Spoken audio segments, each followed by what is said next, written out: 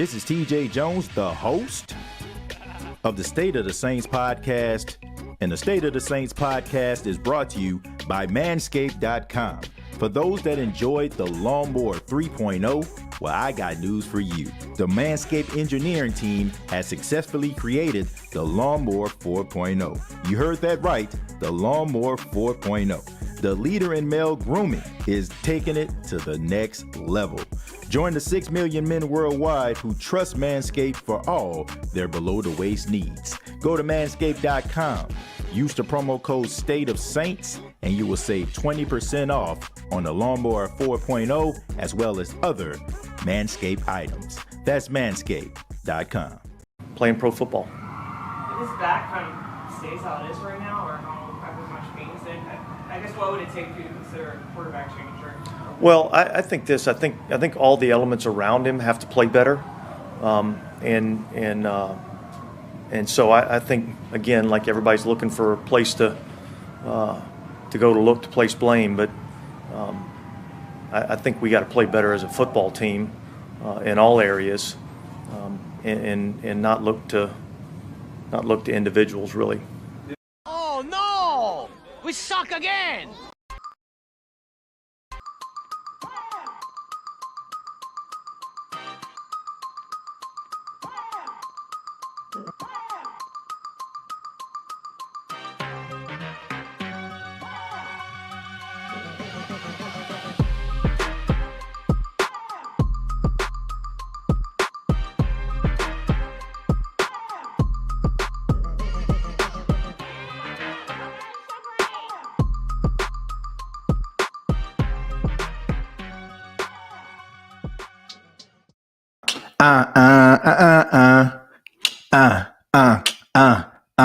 Hey, what's going on, Who Dat Nation? It is yours truly, TJ Jones, the host of the State of the Saints podcast. Thank you so much for checking out the State of the Saints podcast. Y'all already know where we talk New Orleans Saints. And I'm excited to do this show because this is a special show because I get to hear from you, right?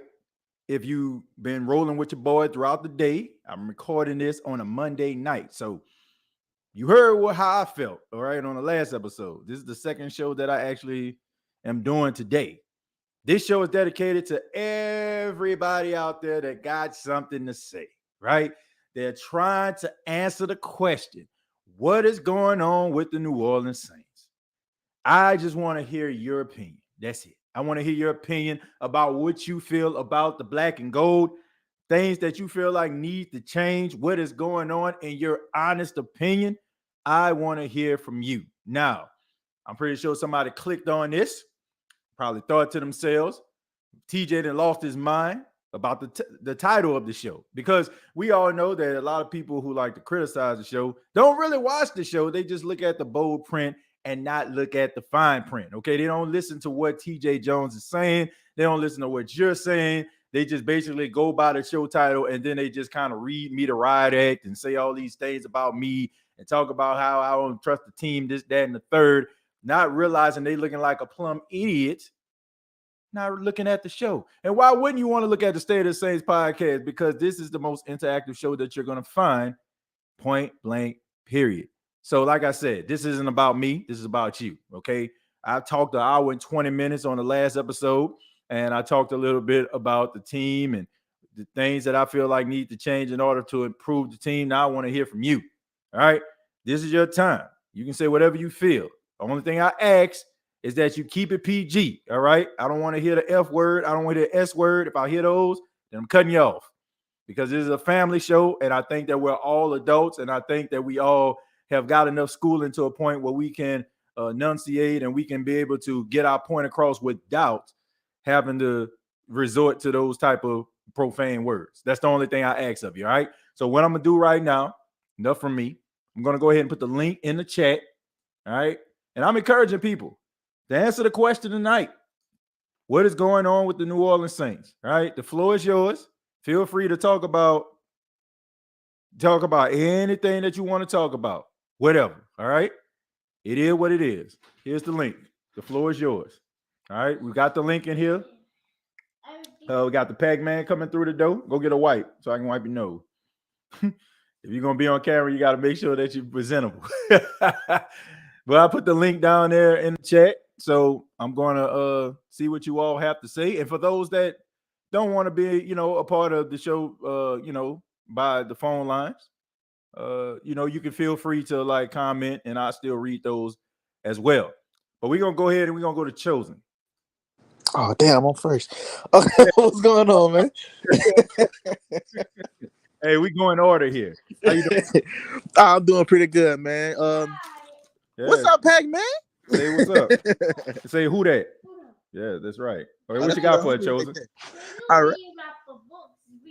Okay. What's going on? Oh yeah, man, TJ, man. Man, you got me fired up tonight, man. Get in a good mood. It's good to see you. I couldn't really man, I'm in a great mood, man. Look, I get an opportunity to talk to you and so many other members of the Who That Nation, man. I love shows like this. But what you got for us, man? But yes, sir, man. Answer the question. What I think is wrong with the Saints, man. I honestly feel like it's a lack of chemistry. I feel like we got a lot of talent, and I like when you mentioned that, TJ, in the offseason. Yes, we was excited about having all these pieces, but like you said, it looks good on paper and on Madden. We still have to play together. These are a lot of egos. These are a lot of guys who used to being that guy on their own teams. Now they're finally coming together. So now it's time to share the wealth. There's only one football to go around. You know what I'm saying? It's just like when you in the NBA, you got these super teams. There's only one ball to go around. So I think it's just everybody's trying to get a feel for each other. We got new guys in, and then we have coaching. We got to learn a new way of coaching. I know Dennis Allen was here all these years, but we got to adapt to a new system. We got to buy into Pete Carmichael's system, which may be different from Sean Payton's, even though he worked up under him. Dennis Allen Pete Carmichael's probably trying to get these guys to buy into his system. So I think it's a change. We was looking at the change with the coaching staff, but I think we automatically assume these guys play together. They're professionals. That we forget the human aspect. They gonna get it together. I think it's a lack of that. Also, it's a lack of discipline. I think Dennis Allen may not be a hard nose like Sean Payton was. I feel like Dennis Allen is more of a player-friendly coach, like a team guy, versus Sean Payton was kind of a zero tolerance. I'm not saying Dennis Allen is zero tolerance, but you can tell Sean Payton kind of got that mesquite to where it's all business with him. He'll laugh and he'll joke, but Dennis Allen kind of seemed like he kind of covered it up. And you can see that, TJ, and you mentioned it when he made the decision with the defensive coordinator position. But before he just chose one guy to be his coordinator, he just made a call. He put Ryan and he put Chris Bouchard as co-defender, I guess, to kind of keep down the violence or the the elephant in the room or some kind of animosity. But I feel like Dennis Allen is more of I think he's kind of passive. I would like to see him be more of that. You don't have to be Sean, but like you said, start calling guys out. You know what I'm saying? It's cool to take the blame, but sometimes, TJ, we need that hard criticism. That's how we shake back. That tough love is what get us right. And last but not least, man, I know we got the callers. And last but not least, I just feel that these guys have to start back having fun. TJ, I don't like nobody's having fun out there, man. It's like they just out there. Go back to playing again. This is what y'all love. This is what y'all do. Go back to celebrating in your locker room with each other. Even the pregame huddles don't even sound as enthusiastic like how we eat. It's starting to sound script. We need to go back to that, to the culture, to the love we have for it, man. The passion. I don't see enough passion out of there. I see some guys on some plays, but I feel like everybody needs to buy in. I don't think everybody's fully bought in. I'm not saying they're not, but it's just week 3. It's early, and I just really feel like, man, we just need to come together as a football team, family first, and start being more responsible, and not just looking at it. Oh yeah, Jarvis Landry, he's a name, or Tyrann Mathieu, or all these people. They got it. They're gonna get it together. No, don't rely on that. Force the issue. Get in their face if you have to. Light a fire up under their behinds. I feel like that's what we're missing. We're missing that tough love. You know what I'm saying? And I know we're gonna get it together. It's still early. And as far as Jameis is not healthy. I wish he get healthy. We saw what he can do when he's healthy. Last year we was just singing his praises, and this year is warrant that we have to ask the question about Jameis, because it's something we're not used to seeing. But we got to give it some time, people. When you start a new job, you don't just immediately become employee of the month. It's some growing pains. We're going to jail. And like you say, once we finally get it together, which I do believe, we're going to be in that number, no pun intended. We're going to be one of those 7 playoff teams. And I think it's going to happen regarding health, knock on wood. If we can stay healthy and get all these injury pains and growing pains out the way early, TJ, I feel like we're going to jail. But it takes time. We all coming together. We all trying to figure each other out. And you see week by week, Jameis don't make the same mistakes. So I'm hanging on to that. And I'll let you just rebuttal what I just said. I know I said a lot, but I'll let you go ahead. I mean, I think I agree with what you're saying. I definitely do. I think that there's some personality issues that's going on. I feel like there's some camaraderie issues that are going on. And I think this is a team that is trying to figure out life outside of Sean Payton and Drew Brees, and when those guys have been the figureheads for so long, you kind of, just become like a part of the culture, the actual thing. So it's kind of hard to kind of get away from that when those two guys have been so instrumental in the culture and the rebuild of how people look at Saints football. As far as man, the enthusiasm on the field, I definitely see a change. I don't see so much of a change like they just quit. Right. Like, I don't see quit.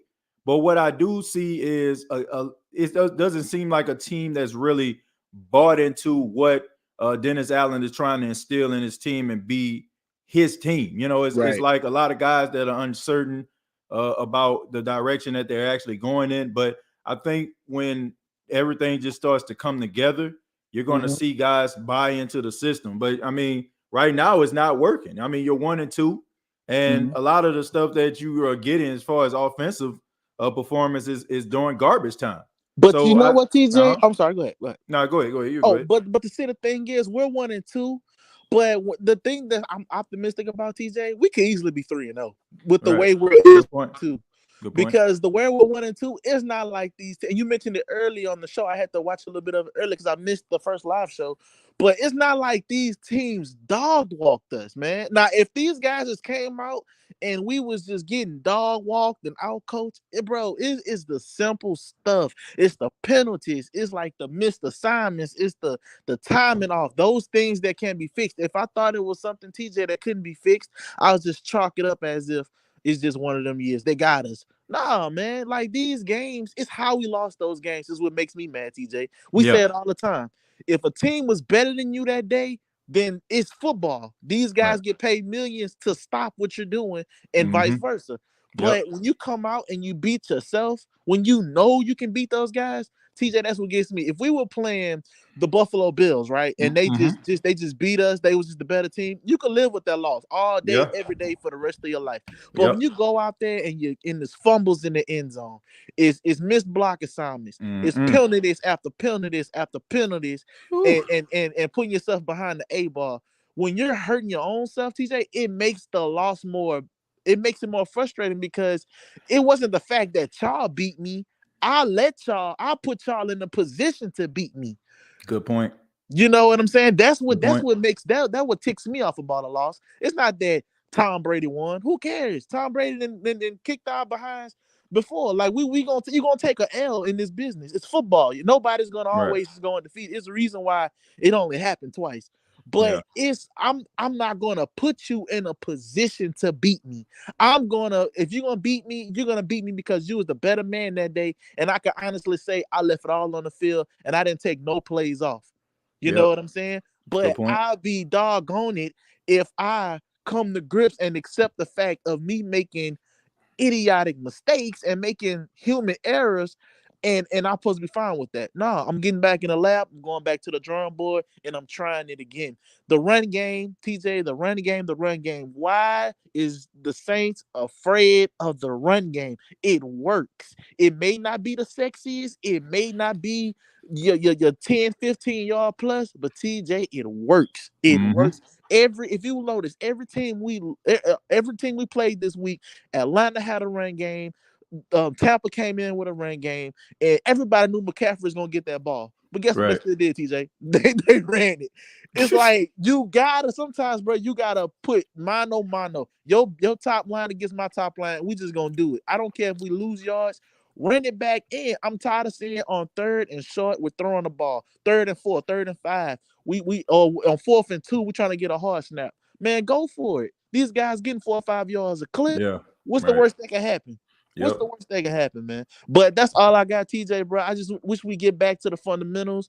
We be more aggressive, and we just buy into the system and trust and be patient, man. Like, I know we can do it. We got the talent, and we wouldn't be as frustrated if we know we didn't have the talent. It's because you care. It's not because you hate your team.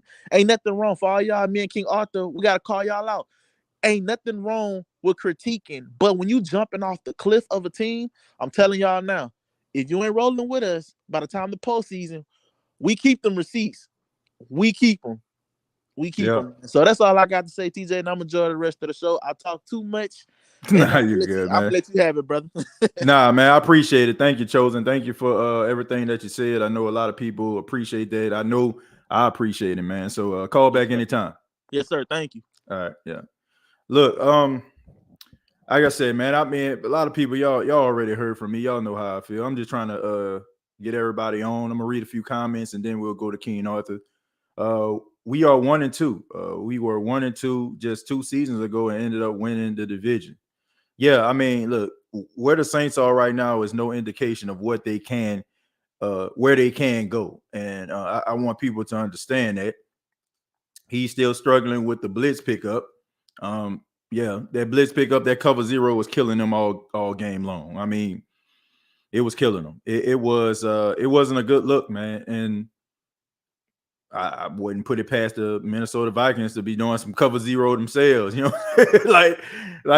People have a way of trying to neutralize you, and when they find out something that actually works, it's gonna be a tough outing for you. It is early in the season. We need to give it some time. I agree with that. I'm more of a wait and see type person. I'm not real big on like, oh, if it ain't here right here in week 1, it's not going to be that way. I've seen teams that get hot, get into the playoffs, and end up winning it all. You know, it's not always the team that actually start off red hot to end up being there in the end. Peter's the problem, but Jameis had 2 touchdown passes he missed. There was some plays out there, I'm guarantee you Jameis wish he had back. Some of the decisions that he made, definitely he probably wish that he had back. But as far as the play calling, I mean, seemed all right to me. I mean, as far as, you know, it could be better, of course, but I mean, there's no play that you can call for a guy not to fumble the football, and have false starts. Like the plays that they actually called, those plays converted 3rd downs, right? So let's keep that in mind. Some fumbling the ball, some missed tackles, some missing blocks, and some are missing field goals. Tell me it's all Jameis Winston's fault. Are we? Absolutely not. No, look, it's not Jameis Winston's fault entirely why, you know what I'm saying, they're losing. But here's the thing. As the quarterback, when a team is cooking, you're going to get the majority of the credit, right? But if the team isn't cooking and they're struggling offensively, guess who's going to get the blame? That's the quarterback. It's an unfair world that we live in, folks, but that's just the way that it goes. Barbara, thank you very much for $10. Says, hey, here's the question I asked you on Twitter. Considering Jordan and DeMario's rage during the press conference, is it possible that there's a rift forming within this team? I don't think there's a rift forming within this team. Those guys are professionals, and they mostly focus on their side of the football. I never really see Cam Jordan calling out the offense in any situation, no matter if they're playing stagnant or not. These guys are more professionals, and they're taking a more of a me approach. Like, what can I do in order to help the team get better? I don't think that they're at their wits' end. I mean, who knows? I mean, we don't know what happens behind closed doors. We know that these guys prepare, and make sure that they say the right things to make sure they don't have any bulletin board material for the press to write or the opposing team to write about. So I don't see that. I don't see that at this point in time. I just think that, they probably are frustrated, but at the end of the day, they're not going to express that. Those guys are too much of professionals to do that. That's the way I feel about it. I don't see them jumping out the window criticizing anybody. I don't care how bad it gets. Chris, thank you very much for $4.99. Says we also need to hit Kamara in space. We forgot about the screen pass. I agree with that. I don't know what the heck happened to the screen passes, but they've been few and far in between. Right now, we're going to go to Keen Arthur. Keen Arthur, how you doing, man? Man, what's up with you, homie? Man, I'm doing all right, man. What you got for us today? Man, first of all, shout out to Chosen for stealing most of my talking points. Yeah, because y'all talk to each other all the time. So, hey, bro, he's stealing my thunder, man. I don't like that. TJ, I need you to pull up the copyright claims, homie. I need you to do something, bro. Hey, man, if he comes in first, that means that he got the exclusive rights to that. But look, both of you guys, that just means that you all are on the same page. And, I mean, I think we all are when it comes to like what we seeing from this team. It's definitely not a good look, right? Facts. Here's my thing, TJ. You talked about this about 2.5 years ago, big dog. You said how you win and how you lose means something. Right. You know what I'm saying? Like you could win a game and we could still look at you and be like, that wasn't a good win. Like you got out of there by the skin of your teeth, but I see a lot of things you can improve on. Same thing with the losses, bro. Chosen made the point that we're not getting dog walked by these teams. It's more so a lack of communication and chemistry issues on the offensive side of the ball because the defense is in my opinion, right now, the defense look like they're in rare form. Yep, I agree. The boys is out there balling. I agree. But like you said a couple of shows ago, because I didn't get a chance to see the show you did earlier today. But like you said, how long do you expect a team to bend but don't break if your offense, if they got to run right back out there on the field after they get a swig of Gatorade because you're going 3 and out so often? Yep. Run the football, set up the play action. It's not hard. Sometimes the fundamentals work even if you know it's coming. Right. Like I agree with that. No, go ahead, big dog. No. What I was saying is I definitely agree with you on that. I just think that, and this team, and to me, I just go back to what I was saying. This team has no identity whatsoever, and it's hard for you to be able to do some things offensively if you don't know what the heck going on. It's just like they just out there just executing plays. It's like playing Madden. You know what I'm saying? Like, man, I'm gonna call this right here because this got this guy going in an out route. You know what I'm saying? I'm you know what I'm saying? I'm gonna make this dude run a street route. That's kind of like what it looked like. That's what it looked like. And man, look, I'm one of those people. I'm an optimist, and I really feel like if this team was terrible, like to a point where I feel like the issues were not fixable, then I would come on here and be like, man, they can't fix this. But they have too much talent on both sides of the football, and the defense, you know what I'm saying? They are too good in order for them not to be able to, go out here and be formidable to the very end of the season. Now, some injuries may occur. If that happens, then, it makes you a little bit further behind the 8 ball. But there are bright spots on this team. Like your rookie that everybody was counting on had 147 yards receiving yesterday. So there's a lot of positives that you can actually build on. The biggest issue is, man, they got to be able to play together. And, you know what I'm saying? I don't know how that is going to be, but somebody needs to, have some level of accountability. You don't fumble. You don't have these false starts, then we probably having a different story. It all starts with them being a more disciplined team, and then you take it from there. Right. Like you said, beating yourself. Like if my defense is stonewalling you 3/4 of the game, I should blow you out. Right. Like with the kind of talent that we got, we should blow people out. And that's why while I know we got to get this together, it's also my reasoning for optimism because the more the defense play together, the more they gonna gel together, and they already, like I said, the first 3 weeks, they look really good to me. They look top 5 to me already. And you Yeah. know our defense historically starts slow in the beginning of the season. Right. But right now they look real good to me. So when the offense catch on, I really think we're gonna start dominating teams, bro. I really do. I think Pete Carmichael, get out of your own head, big dog. You're not calling a terrible game, but it seems like you're overthinking sometimes. Yeah. Sometimes it's okay to just run the ball on 3rd and 2, dog.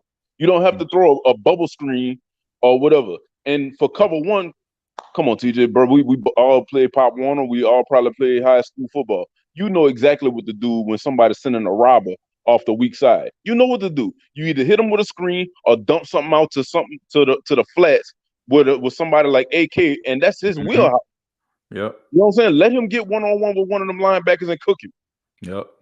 And that's the thing, you know, I just feel like they kind of just, I don't know, man. It's just like football 101 or whatever. You know, I get it, right? I'm watching this guy, and I'm telling you, man, I mean, it's been a minute since, you know, I played anything, but I'm like, if you're doing cover zero, I know exactly what you're gonna do with the ball. And they know it too. It's almost like Carolina defense was like manipulating him. It's like, I get it, but sometimes man, you got to audible out. You got to, you know what I'm saying? If you see like I want people to understand this, okay? I know some people is like, man, the offensive line need to know what a cornerback, you know what I'm saying? Like if he rushing a quarterback, bruh, when it comes to like having a free run out there on a blitz, it is the quarterback's responsibility to call that out. If you see like a safety coming on a blitz, or you see like a cornerback coming on a blitz, you're supposed to call that out in order for, you know what I'm saying, you to have a slider, like somebody, you know what I'm saying, to chip them, or you got to get that ball out of your hand. You know, Right. like you got to let people know, like they just rolling with it, man. Like it's almost like a freshman that's playing. You know how they look to the sidelines and be having all them signs up and stuff like that. They looking for what to do. That's what it is. It's like you're not like audibling out of anything. You're not like trying to move anybody around. You're not calling for like, you know what I'm saying, max protection or a chip or nothing. You basically like, okay, this dude coming, come and get me. Hype. And then it's like, you know what I'm saying, you're just trying to throw the ball. Okay, I'm going to fade this thing up because I got man-to-man coverage with Chris Olave, you know what I'm saying, going JC Horn or something. You know, like, come on, man. Like, we got to do better than that. And teams are watching this. That's all I'm saying. Teams are watching this. And they have, at this particular point, King Arthur, they have absolutely no respect for Jameis Winston as a quarterback. None. It's like, man, we gonna send the house, and there's nothing you can do about it.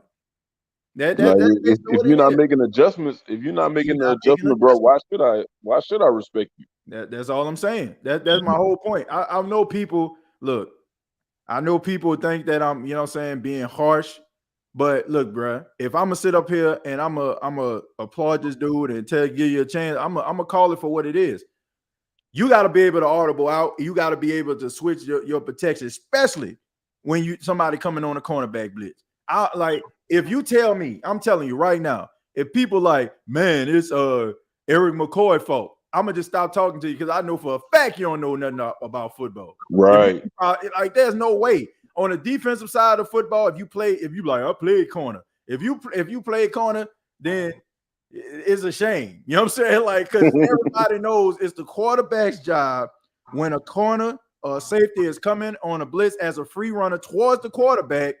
The quarterback is supposed to identify that and call out somebody at what you call a slider. You know what I'm saying? Rather like slide out and push this dude out of the way, or I got to get this ball out of my hand as quickly as possible.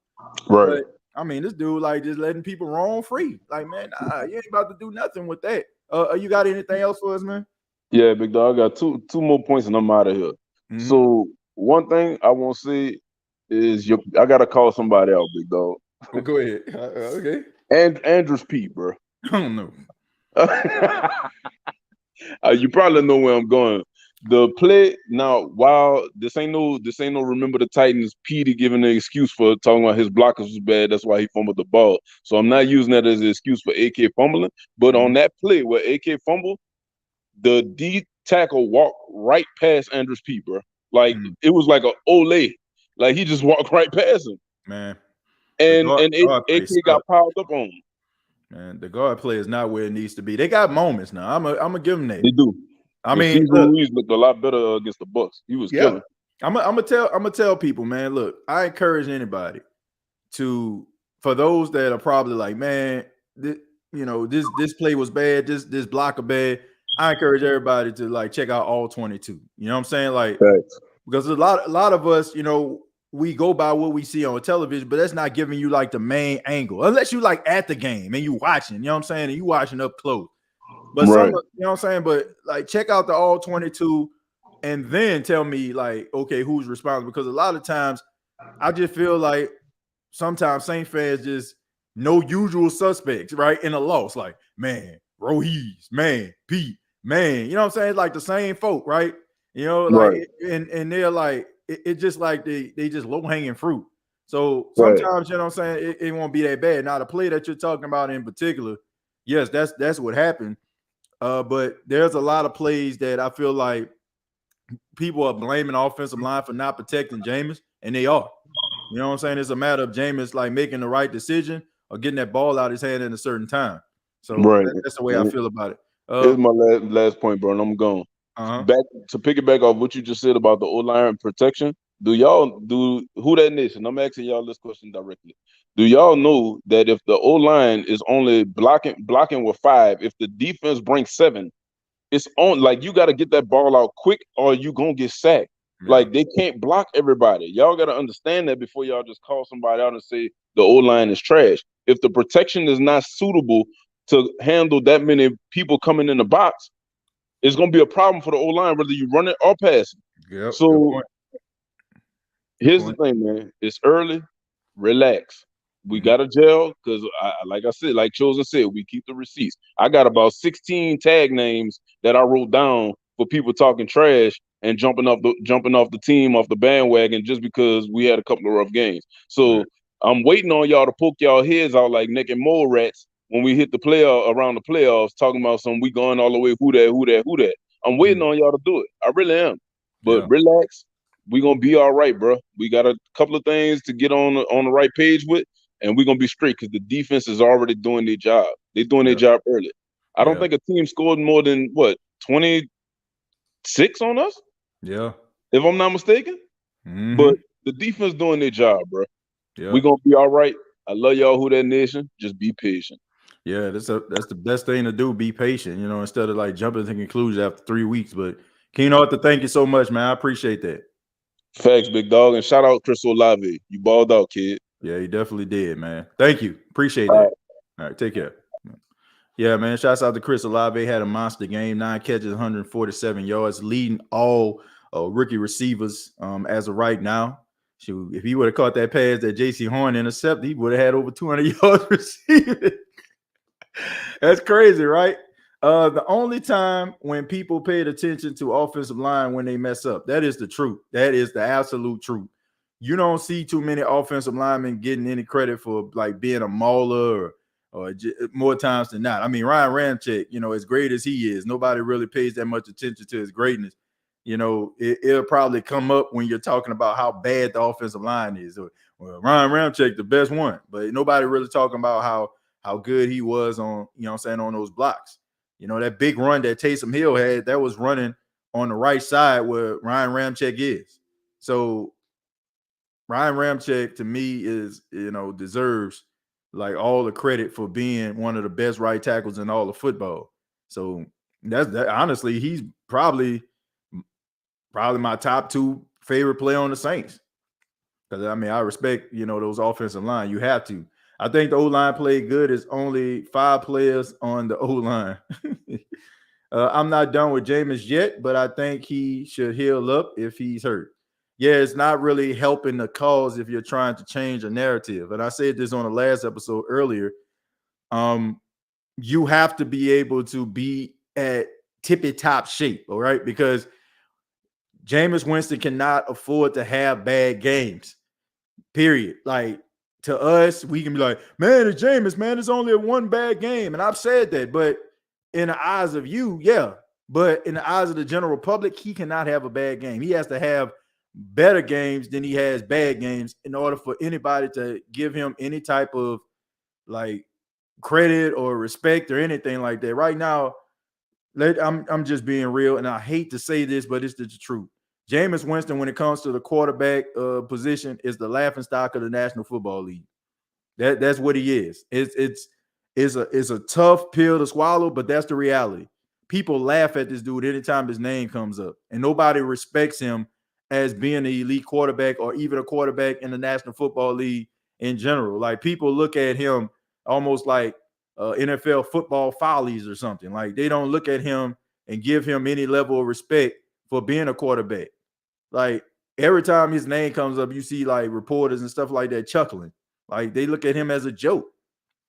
And and if you continue to have bad games like this, you know that people will stop at nothing and they will be relentless in trying to discredit you no matter what you do. So you can't give them ammunition. And if you're hurt, then you're definitely going to give them ammunition because they don't care if you're hurt. They only care about what they actually see you playing like because they can validate how you were playing back then and how that's similar to how you're playing now. Nobody's talking about his back.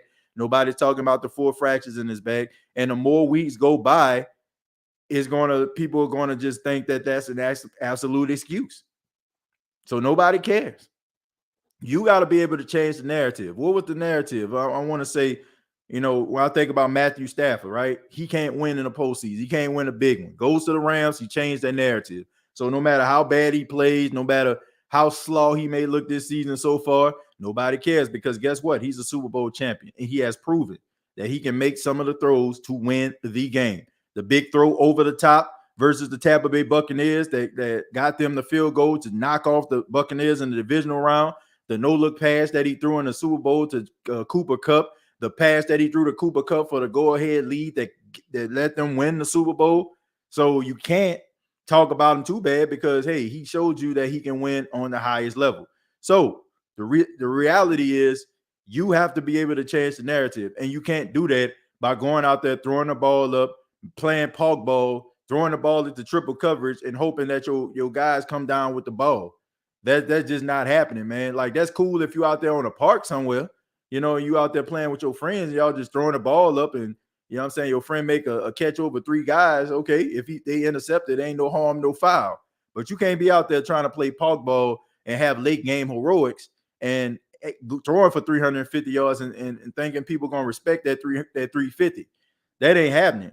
If Drew Brees threw for 350 or if Patrick Mahomes threw for 350, it's probably because they were making plays throughout the game. They weren't doing that during garbage time. I have no respect for garbage stats, and neither should anybody here. Like I have no respect for that. Like I stop. Like if you're down, right? Let's just say you down by 2 or 3 touchdowns late in the fourth quarter. I have no respect for your stat line. I start like looking at what you were doing before the defense started to get soft and you start just throwing that ball around. And these guys kept on coming down with footballs. Like that's the way I look at it.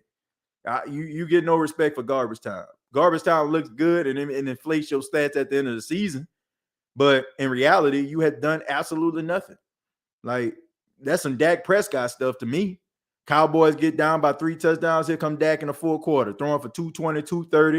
You know what I'm saying? With late game heroics, he, throwing off his back foot. He running out of bounds, slinging that thing across the middle, across his body. Like, I have no respect for that. But we're going to go to Michael. Michael, how you doing, man? I'm doing good. And yes, I'm back, man, talking some sense. Jerry would call me, I'm the hurricane. But, in my opinion, what's wrong with the Saints team? Mm-hmm. I hate to say it, but it has to be Pete Carmichael. And I know, he's been good for these years.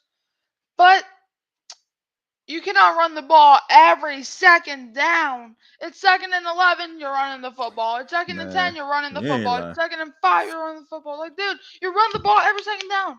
Like, the Panthers knew what we were going to do it right before we snapped the ball. It was pretty obvious. Yep. Like, dude. They was hip to it. I mean, I know they were hip to it because I was. And everybody else was. And shouts out to... It got to the point that before the second down play got snapped, I'm like, we're running the football. Like we only had like 2 second and longs or second downs in general that we did not run the football, and that's because we were losing by a lot of points, man. Like, what are you doing, Pete Carmichael? What is going through your freaking brain? Do you even have one now? Because I'm starting to question your logic of football. Because in football, you got to change it up a bit. You cannot just throw the ball every play, run the ball every play, do this and this. Dude, you got to stick to the game plan, dude. And I know that running the ball on second downs is apparently the game plan, but, dude, you got to switch it up a bit, dude. Sean Payton would have done it. But no, all you want to do is do stupid stuff. Like, that was stupid. That was outright atrocious. That was bad with a capital B. Yeah, it definitely was. I mean, when you have predictability, Mike, I mean, teams gonna zero in on it. I mean, these guys, they have coaches on the sidelines and they have eyes in the sky to like pinpoint predictability, and they've been predictable. I mean, shouts out to Ross Jackson. I mean, he was talking about that on Twitter.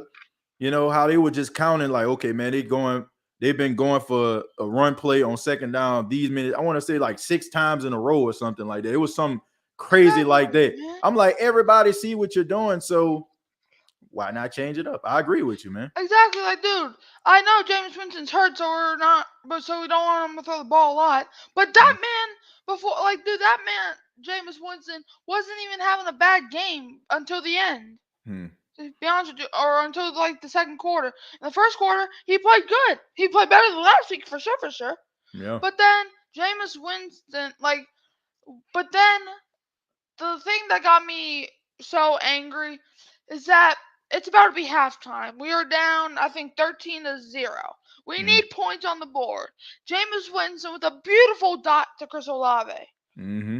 And then Jameis Winston has Alvin Kamara wide open for a first down, and he just threw it, and then he just overthrew the receiver. And then I'm like, it's all right, we're going to get 3 points. No big deal.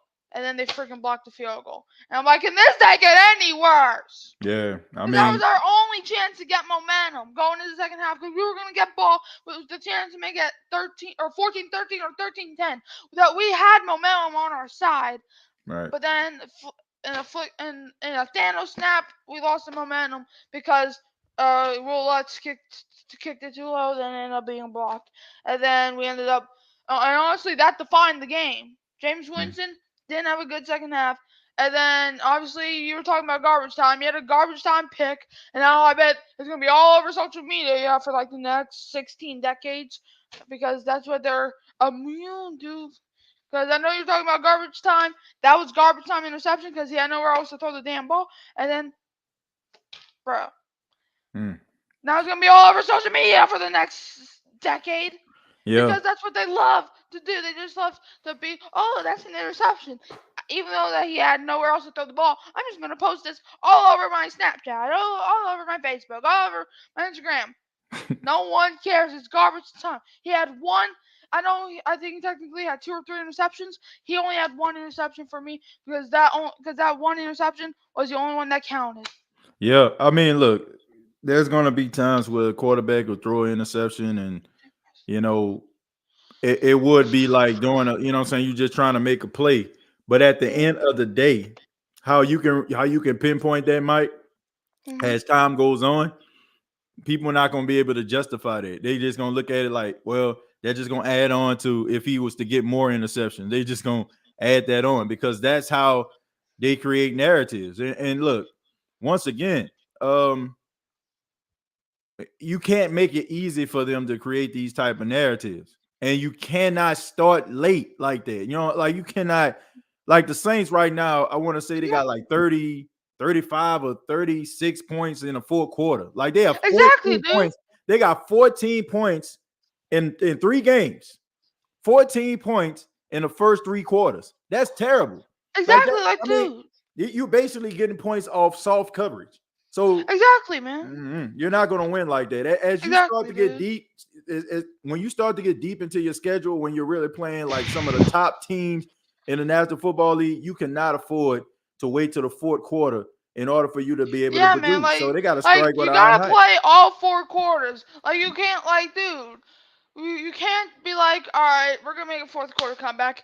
Dude, you got to start from the first kickoff to the last play. You got to treat this is what mindset I want the Saints players to have. Treat every game like it's your last. You know how Drew Brees was? He tried to ball out as hard as he can because that was his last game of his career. You got to ball out like it's your last game of your entire career as an NFL player. Because, dude, if you're just walking in there and you're like, this is a normal game, let's just go have fun. No, dude. Like, every game matters, dude. I never said we were going 17-0 or anything, but try to win the majority of your games. To be honest, I don't even think we're going to win this upcoming week because I'm not a biased person. Like, I'm not a person that's saying that we're going to win every game. I'm not biased. Like, if we, like, say we were playing an 11-0 team and they score basically every drive. Are you saying that we're going to win? No. Like, dude, for example, man, like, honestly, I won't be surprised if we get blown out by the Vikings, how we've been playing. I won't. And it hurts me in the heart to say that. I'm not, and through all of those Saints negativity less person, I'm not trying to be negative. Like, I'm just trying to say the facts. Yeah. And if you don't like that, then I don't care. But like, you shouldn't. Yeah. So the Saints, man, like, and plus Michael Thomas and Jarvis Landry got injured last game, so I don't know how good we're gonna be, man. Well, they should be okay. They should be okay. They both got evaluated, so they should be able to play Sunday. That's all. But now our entire team is banged up, like, because Landry and Thomas are now gonna have to play with that on the record books.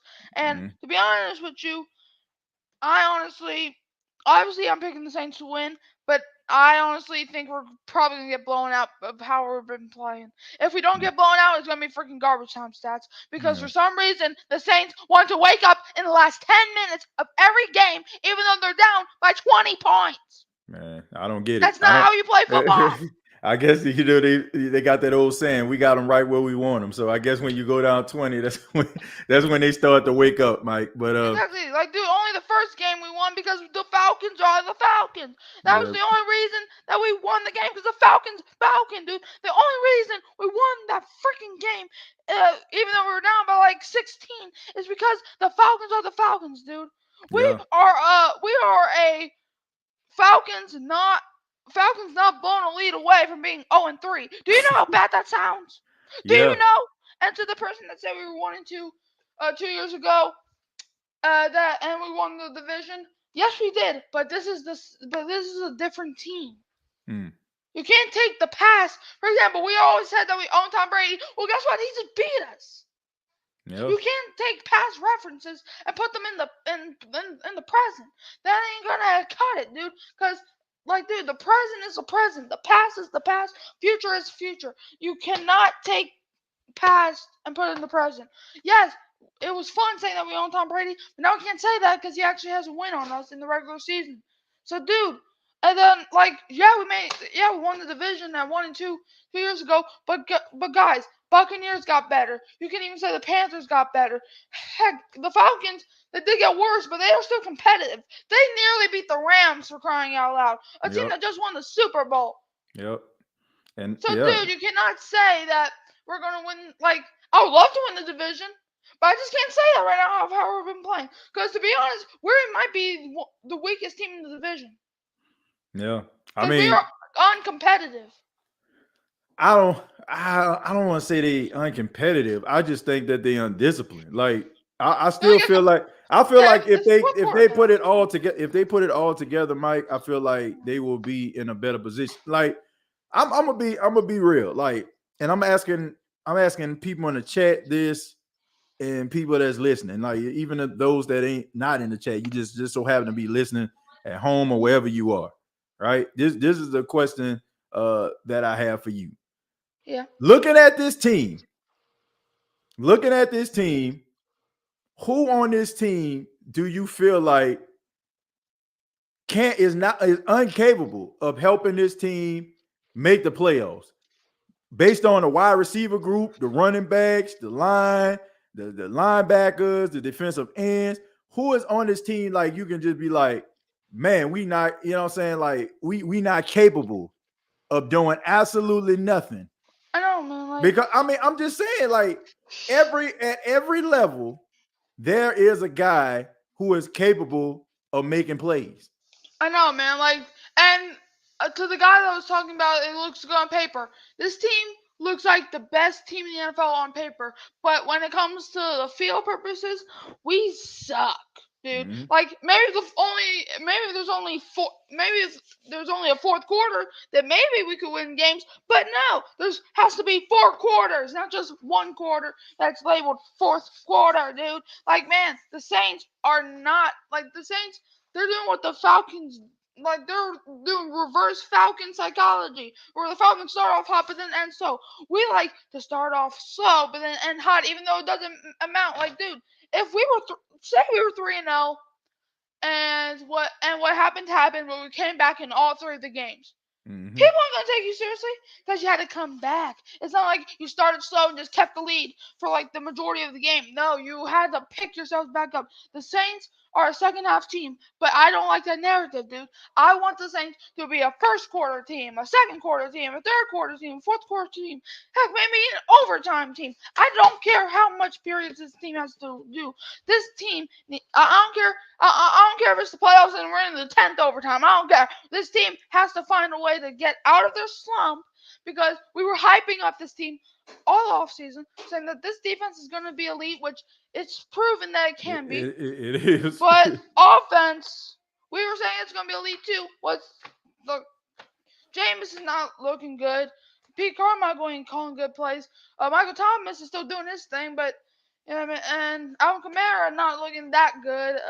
But Jarvis Landry, he's looking pretty solid, man. But everybody else on this team is not really playing up the part, dude. Like, you cannot rely on Jameis Winston, Michael Thomas, and Jarvis Landry, the amazing trio, to carry the team. That's not how it works. The O-line has to protect them more. The defense, like, dude, that's why I think we're going to lose on Sunday, to be honest with you, because we're going to have to play Justin Jefferson in the morning, for crying out loud. Not the afternoon. I'm gonna be honest. I'm not concerned about that. I mean, the way Marshall Lattimore been playing, I think he should be okay. Adam Thielen is the person I have that I'm concerned about.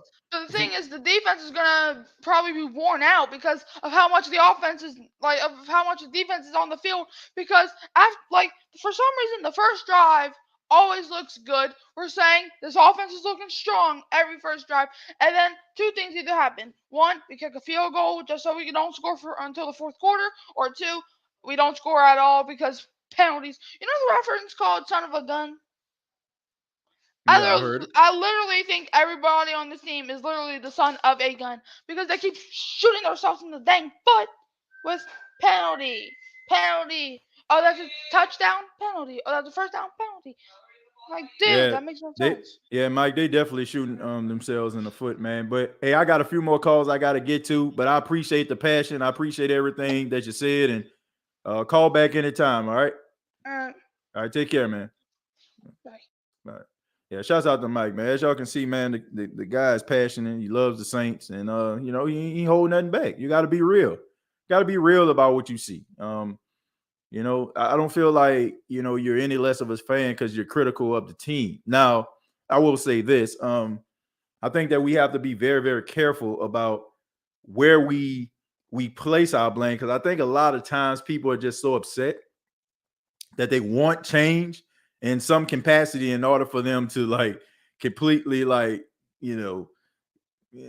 suspend their thoughts about what they're actually seeing. They want to see some improvement.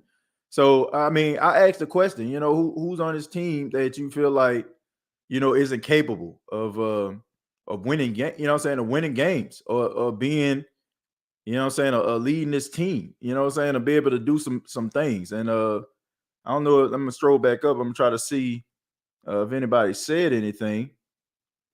Obviously, there's people saying Winston. Big Sean says needs a quarterback.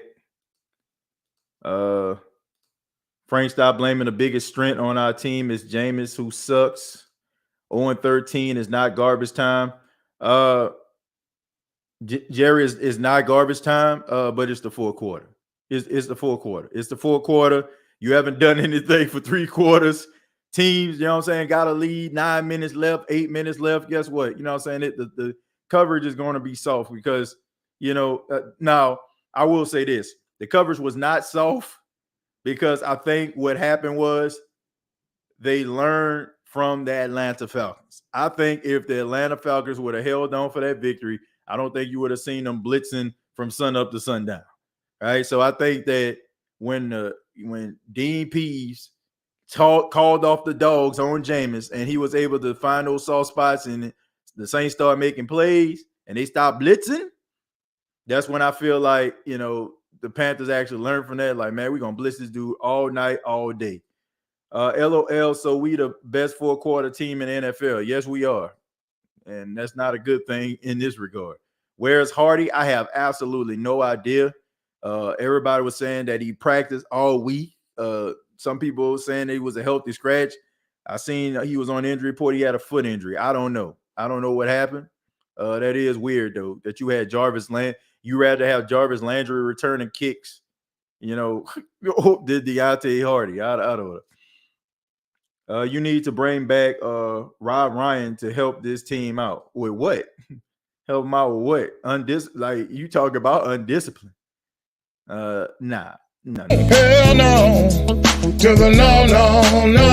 Hell to the no. That ain't it, bro. It's a matter of time before Traquan back on the injury list. Well, Traquan stepped up yesterday, had over 100 yards receiving. I asked the question, I said, who would have thought that Traquan Smith would hit 100 yards before Michael Thomas? We're not losing. I'm not going to admit defeat before the game for nobody. Marshawn been clamping. Yeah, he definitely been clamping people up. Hope that continues. Dennis Allen is Sean Payton 2.0. The Saints have been going downhill the last 5 years. Facts. What? What? You call playoff appearances and division championships like downhill? I don't know about that, man. I don't know. Identity issues have formed that got to be broken. Game plans must change. Yeah, I agree. You definitely got to change it up. Too much predictability. Call the voodoo lady for another blessing to set the tone. Get Washington off the return team. Returning kicks, yes. On the return team as a blocker, absolutely not. He one of the best. We gonna win. Traquan already on the injury list with a concussion. Hey, man, but he made one hell of a catch. You know what I'm saying? So he contributes. So we got to give Traquan some slack this week, right? Because he did step up and make some plays when the Saints needed him. So was Tua's stat 2 weeks ago versus Baltimore garbage stats. They were down 28 points. Were those garbage stats even though they came back to win? All I'm saying is I want you to understand. Okay, Jared, let me put this in context for you, all right?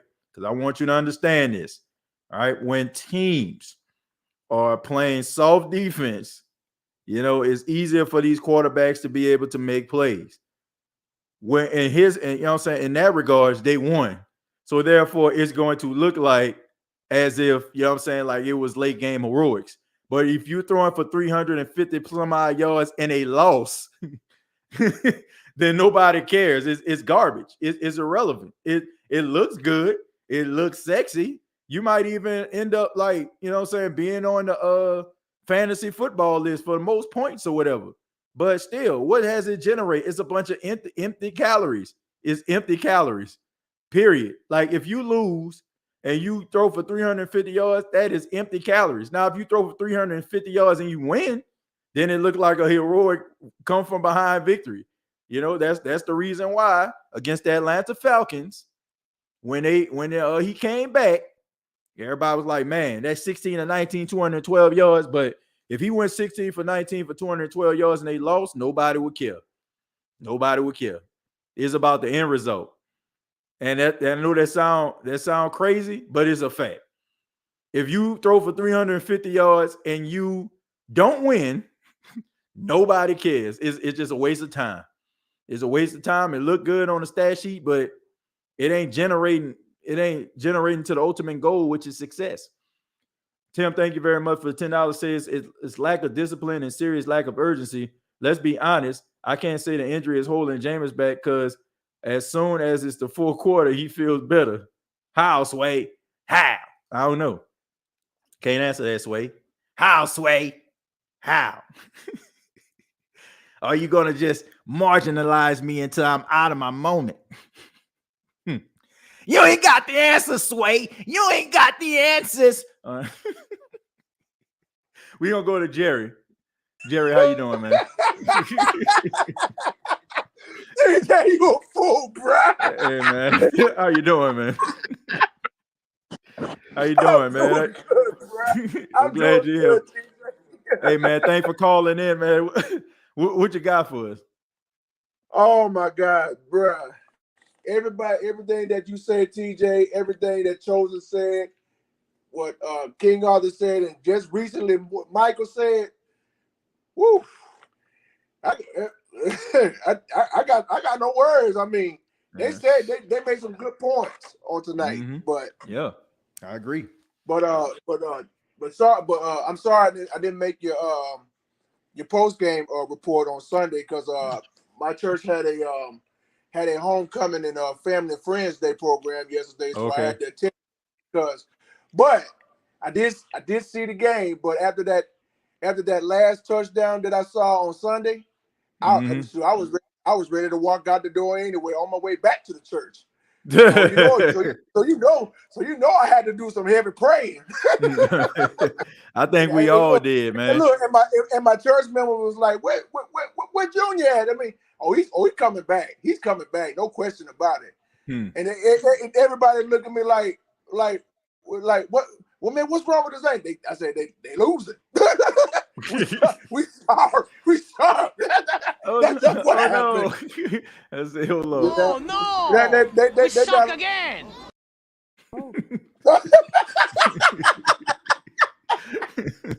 But seriously, this offense, TJ, they really need to get back on their P's and Q's for real. They really do, because I mean, take for example, it's like 2nd and let's say 3 or 3rd and 3 or 4 or 5. Right. Why you want to pass the ball and you got running backs like Mark Ingram and Alvin Kamara and probably Dwayne Washington to run the ball?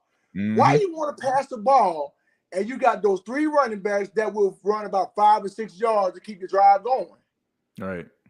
I mean, seriously. I mean, help me out, Who That Nation. I mean, would you rather run the ball or try to risk to try to make a big play? Man, all I know is you just got to take what the defense gives you sometime and live to fight another day. I hear all this stuff like, man, I got to make this decision. I got to make that decision.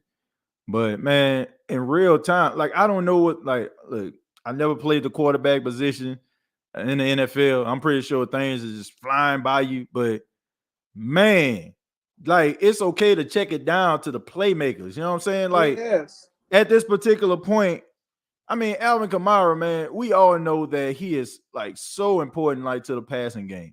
And the fact that you're not giving this dude the ball in the flat and checking it down to him in order for him to make plays. It was like one play he threw to him, you know what I'm saying? He ended up like, I don't know if maybe it was a running play. I don't know. But he ended up like, you know what I'm saying, getting some yards. And I'm like, man, just take what the defense gives you sometimes. You ain't got to always just try to shuck it down the field. And I don't know, man. It's just, I don't know, the undisciplined offensive line, the false starts, the fumbling, like it's just like, I know people just want to continue to blame this dude, man, but like, how can you justify that? Like on that first drive, you know what I'm saying? What like look at that first drive. They was rolling down the field until they had like the blocking penalty on Mark Ingram. You know what I'm saying? A false start that got him out of field goal range. Come on now, man. I'm just saying, like. We can blame bro. I mean, seriously. I mean, and that's the problem, brother. And I say this all the time, TJ. I was just on with CB on the WDN chat line earlier, and also shouts out to that team. Also shout out to Miss Tara T Mama Smacker Smith that's in the chat, because she came on that show and dropped some fire to the entire Who That Nation. I mean, if for those that didn't check it out, I encourage you. I highly recommend y'all. Please, ma'am, please, sir, go check out the WDN chat line podcast from earlier today. He had people calling in, especially with Miss Tara, because she came over and dropped some knowledge for us. And I hope she's still in the chat. I hope she'll on while you're still on, TJ, because she dropped that knowledge, dropped that wisdom, she dropped everything, she brought everything to the table, and I applaud her for that. But yeah, I mean, look, they really need to get everything. We wanted to. Go ahead. No, I was just gonna say, TJ. man, they just need to get it together. That was my only point. Like, they got to figure it out somehow. I agree with you, TJ, and I mean, yes, Who That Nation, we are 1-2. Just be thankful and praise God that we're not 0-3, because we could have been 0-3 and we lost to Atlanta, but they came. But we won our first game and we lost 2. So look, we got October, we got November, we got December to go. Trust me, this team is going to get back on track. And I'm gonna still ride with Jameis Winston, whether people like it or not. I'm still riding with that quarterback, whether they like it or they don't. Deal with it. Yeah. And that's all I had to say, TJ. I mean, everybody had their say so. I had my say so. We just got to get better. Yeah, I agree. And Jerry, thank you so much for chiming in. I appreciate that, and make sure that you call back anytime, man. No problem, TJ. And once again, shouts out to everybody in the chat. Much love to y'all. Who that to you? This is not over yet, Who That Nation. So we're going to keep this thing going until we get right. And also shouts out to Pac-Man, because I know he was on there earlier. So shouts out to Nephew. Yeah, man. He made his appearance, man. He heard me talking and he came through the door. So yeah, I think he sleep now. But yeah, man, appreciate that, Jerry. Call back anytime, man. No problem, TJ. I'll holler at you next time. Y'all have a blessed week. All right, man. Take care. Yeah. Look, there's some things they have to clean up. I want to make sure that I want to make this very clear. My take about Jameis Winston has nothing to do with playing a quarterback position. I think he's capable of playing that position. I just think that in this stage of what he's going through right now, I just feel like, why? Like, look, I'm gonna be honest. If this was like Ian Book that we're talking about here, maybe I would have had like a different reservation about what they need to do. But you have an able-bodied, capable backup quarterback that has shown that he can win in this league, who has shown that he can make some plays. I'm not saying that as soon as you put Andy Dalton in, the Saints are going to just steamroll everybody and go to the Super Bowl. I'm not saying that, because to be honest with you, I don't really look at Andy Dalton as that guy. I think he can win some games, but I think some of you are like, we throw Andy Dalton in this thing, then all of a sudden, like, the Saints just gonna just go on top. Like, I don't agree. I don't believe that.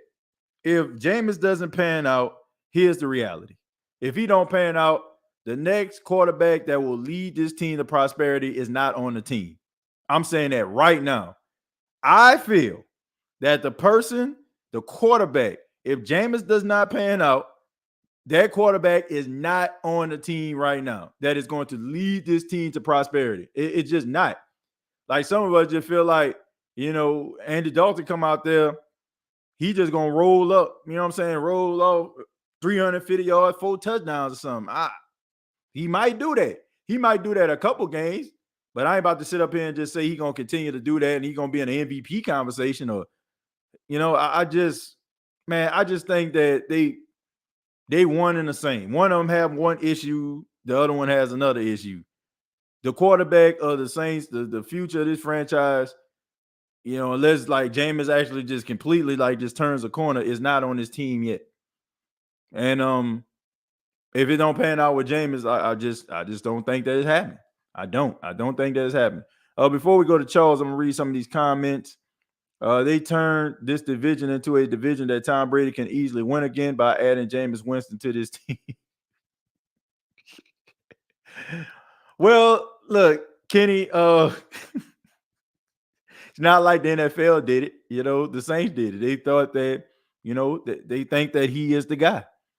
It remains to be seen. I'm not ready to give up on the guy. I just think that what I've seen in some of the ailments that he's dealing with is prohibiting him from playing a quarterback position. I'm not saying like if he heals up, he can't do it, because he can. I just think that a lot of the issues that he has everything to do with the fact that he's not able to play the quarterback position the way that he can, because we know, okay, this guy's standing in the pocket. Jameis is not he's a pocket passer, but he'll run if he needs to. Like, he'll run, slide for a first. Like, you ain't seeing none of that. Like, you ain't seeing none of that, man. Like, it's obvious that there are going to be moments where, you know, guys are going to be open. The cornerbacks and safety backs are going to be turned, probably because they're playing man coverage, and there will be opportunity for you to get out there and slide. But if your back is hurting, you know what I'm saying, you barely like go back and look at some of them snaps. You know what I'm saying? Go back and look at some of them snaps between him and Eric McCoy, man. It's bro, look, if he gonna go out like that, man, I don't want to see my boy go out like that, man. Like, just having everybody just talking about him, and like, he ain't not playing at the highest level. Like, man, it's just so many things that this dude does that he's not doing, and I think it has a lot to do with the injury. And look, if you're going to, like, if this is your last chance, I'm serious. If this is your last chance to really be a definitive starter in the National Football League, you want to make sure that you are doing everything in your power to make sure that it's happening. And I just think that I respect the warrior mentality. I respect the energy. I do. But you're causing yourself more harm than good if you're not able to do everything in your repertoire to be able to help your team win. I mean, honestly, you're basically, I'm not comparing him to him, but basically you're like Tom Brady, because you're a stationary target.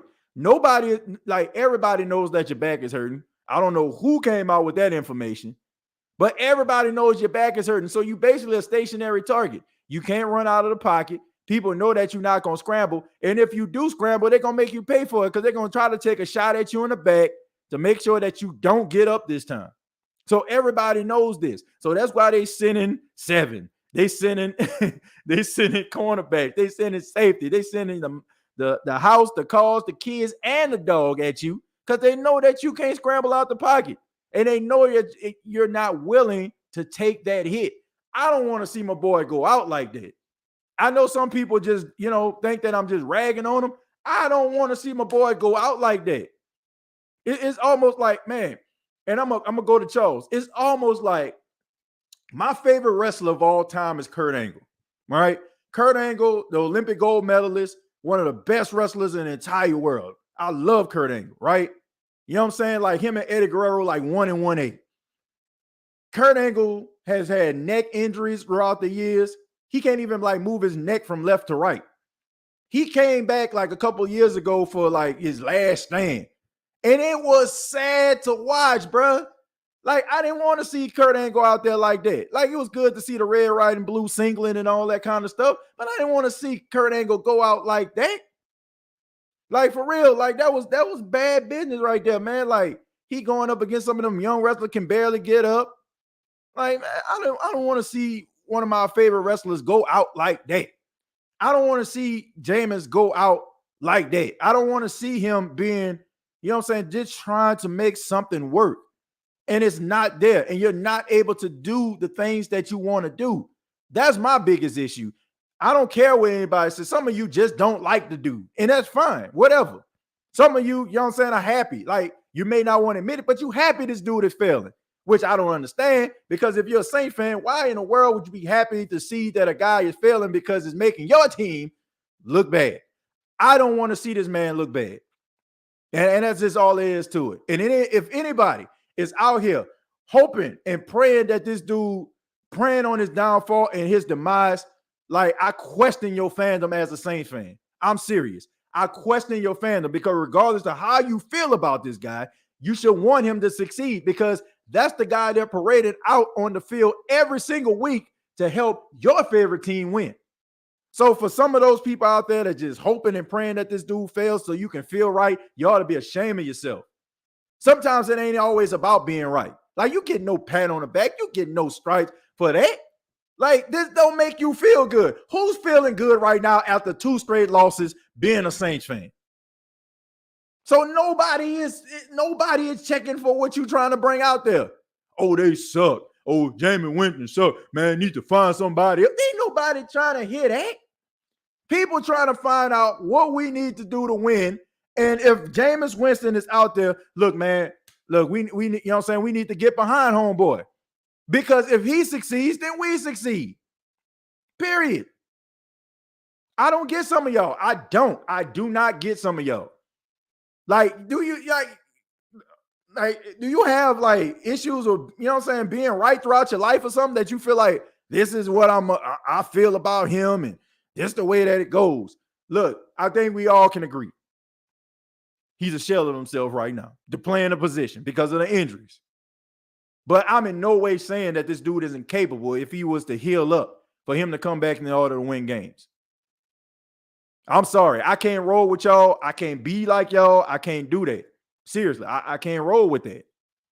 I can't roll with that because some of y'all are looking through at this team with 2006 eyes. And that's it. That's all y'all know is prosperity. Y'all don't really know about adversity. And to be honest with you, you actually lying to yourself. You're actually lying to yourself. You're lying to yourself because you only build yourself up and buck yourself up to a point where you only remember the good times of the New Orleans Saints. But I can talk about during that time. Yeah, they won a Super Bowl back in 2009. But let's talk about all those bad defenses they had that couldn't stop a nosebleed, that couldn't stop traffic with a stop sign, that couldn't do anything right. And this offense had to go out there, and they knew for a fact that as soon as we put up these points, the defense going to give it right back to the other team. Let's talk about that. Let's talk about how the Saints were missing the playoffs with constant 7-9 records before they actually went to the Super Bowl. Let's talk about the fact how the New Orleans Saints could barely make the playoffs for like 2 or 3 years, you know what I'm saying, until 2017, and then all of a sudden they just went on this magical run. See, some of you need to be reminded of that because the reality is some of you just look at this team like, oh man, we had so much prosperity and we was winning a lot and all this kind of stuff there, man. But this team defense was garbage. They had issues throwing the ball down the field, throwing deep passes. They had issues with the cornerbacks not being able to turn around and generating turnovers. They had issues in the fact the same time they couldn't get pressure on the quarterback. But all we remember is prosperity. That's all we remember. We don't remember those tough times. Yeah, Sean Payton in his first year led the Saints to the NFC Championship game, and they lost to the Bears. But somebody tell me what happened after those 3 years. It was 3 straight 7-9 seasons. But all that gets dissolved because the fact that they went to the Super Bowl back in 2009, and that's all y'all remembering. Y'all don't remember what happened that led up to that point, and y'all definitely aren't remembering what happened after that point. It wasn't always sunshine and rainbows when these guys were there. So it is what it is. Like, some of you just don't have any patience, and I don't understand why. You have to have patience in order for you to be able to like this team from 17 on back. Because I can tell you right now, everybody and their mama knew the Saints defense wasn't stopping a doggone thing. But some of y'all just like, oh man, we had it great. Like we had Bill Belichick. Like, we won 6 Super Bowls around this thing. Yeah, we won a lot of games. But what does that benefit? We didn't have the 1 seed, the 2 seed, and the 3 seed and home field going into the playoffs, and we lost 3 times. But nobody wants to talk about that though, right? You know what I'm saying? We're going to just keep on itching on the team, and we're talking about how great we had it. Yeah, we had offensive innovation. And yeah, Drew Brees was putting up a bunch of points. And yes, Drew Brees is the GOAT. But let's not get it twisted. You know what I'm saying? There was a lot of stat padding and a lot of, you know what I'm saying, like division wins. But at the end of the day, somebody told me that you're being evaluated by how many Super Bowls that you win and how many Super Bowl appearances you have.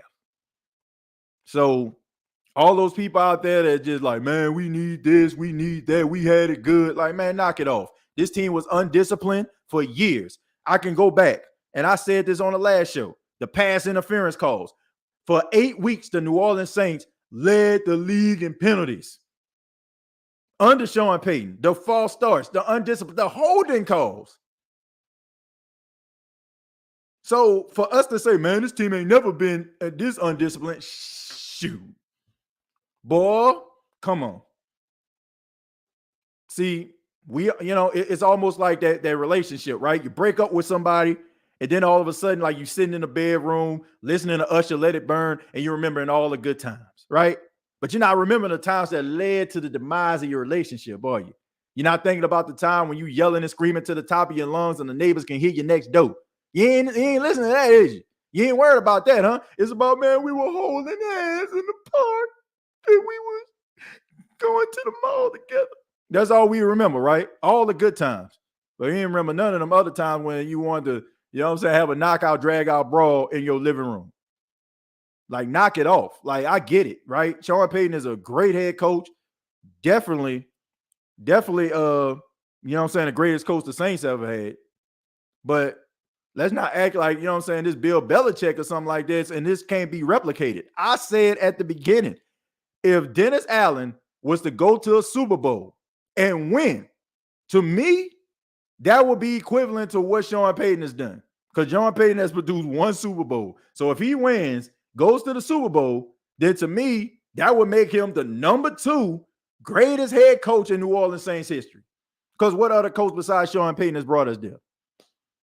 Some of y'all need to understand that these modern day New Orleans Saints players right now are some of the best players the Saints have had since 1967. I think some of y'all need to hear that. But let me go to Charles. Charles, how you doing, man? What's up, man? What's going on with you? Man, hey, man, appreciate you being here, Charles. Thank you, man. Thank you for your patience. What you got for us? I'm going to say this, man. It's like the preseason, man. I feel like it's the preseason for the Saints, man. Preseason. If you look at it like this, right? Right. First 3 weeks is all undisciplined football. That's what you see in preseason football, right? Yeah. So I look at it like that with optimism. I say, okay, look, Jameis, yes, he is not doing the check down route as he should be enough, but he's capable of doing it. He could do it, but he's not doing it, you know? Yeah. So I just got to take a step back and say, look, all right, team, get the O-line together, get the offensive coordinator and the O-line coach Maroon, and say, look, how can we improve this team, start out better? I will have a meeting with them at the house, at the facility, wherever we got to have that. Get this team fired up.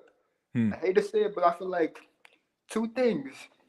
I feel like that Gardner Johnson trade is probably maybe causing that spark they got this team as a whole, you know. Not defense, but it's the offense as a whole, because when he brought that passion to the team, you know, that fired up people up, he showed on the field, you know. But I feel like on offense, they ain't really showing that much.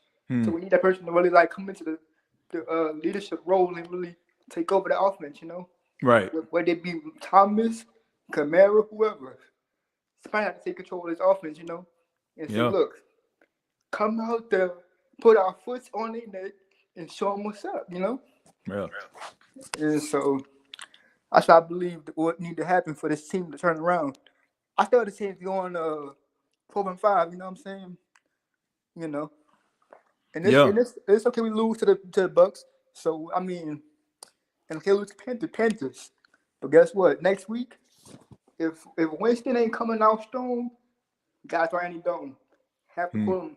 I agree. To pull him out, because I get it. Quarterback plays all the time, but if you can't throw the ball the way you need to throw it, remember Drew Brees' injury, right? Remember his wife said he had a torn foot thing in his foot, and then something is rotated cuff in his arm, right? Yeah. Remember that?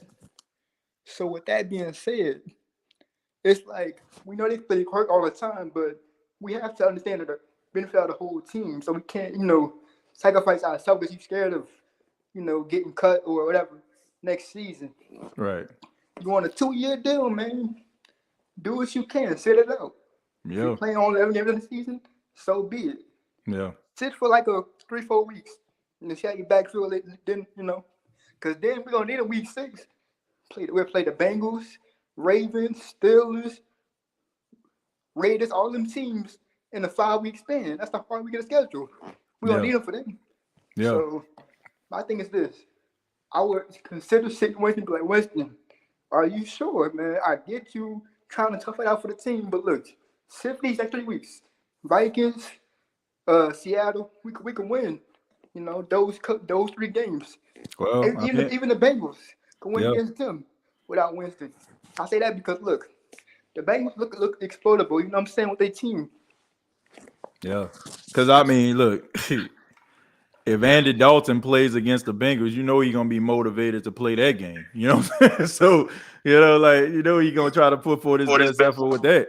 So, but yeah, Charles, you know, I agree with what you're saying, and you know, hopefully, you know, like they'll be able to turn it around, man. But I appreciate the call. Call back anytime, man. Yeah, no problem, TJ. All right, take it easy. Yeah. Hey, man, look, I know some people say they want to get in, but man, I'm gonna have to catch y'all the next episode. You know what I'm saying? We're gonna read a few of these comments and then we're gonna go ahead and wrap it up. All right. So I apologize to all those people, but you know, we've been on about an hour and some change, and you know, it's been a long day. It's been a long day. Want to make sure I get some people in there to hear what you all had to say. But you know, we'll try to do this again the next episode. So I apologize for that. For those that just came in a little late. But we're gonna have to catch the phone lines the next episode. Yes, Breeze made mistakes, but the problem is Winston is hurt and is obviously affecting his play. I don't want to get rid of him. I want him to heal, even if it means missing games. I agree. Let's see. Call the line and make your argument so TJ can destroy you, because the stuff you're saying on the chat is weak and surface level. Sounds more like a hater of Jameis than an objective fan. I don't know what you talking about with that. I'm not too sure who you mentioning that for. But all I'm saying is this, man. I think we just have like these thoughts and these views about how great and how wonderful it is and how wonderful it was. But man, the Saints always had these levels of adversity and they always had issues. The only thing about it is, and the only thing that's clouding a lot of our judgment is we have a traditional mind frame, right? I often say here, you know, growing up in New Orleans, you kind of had people that was like the staple of certain things. Like you always had that guy standing outside the corner store, right? That same dude that was always at the corner store, no matter what time you show up to go get yourself a big shot soda, he was always at the store.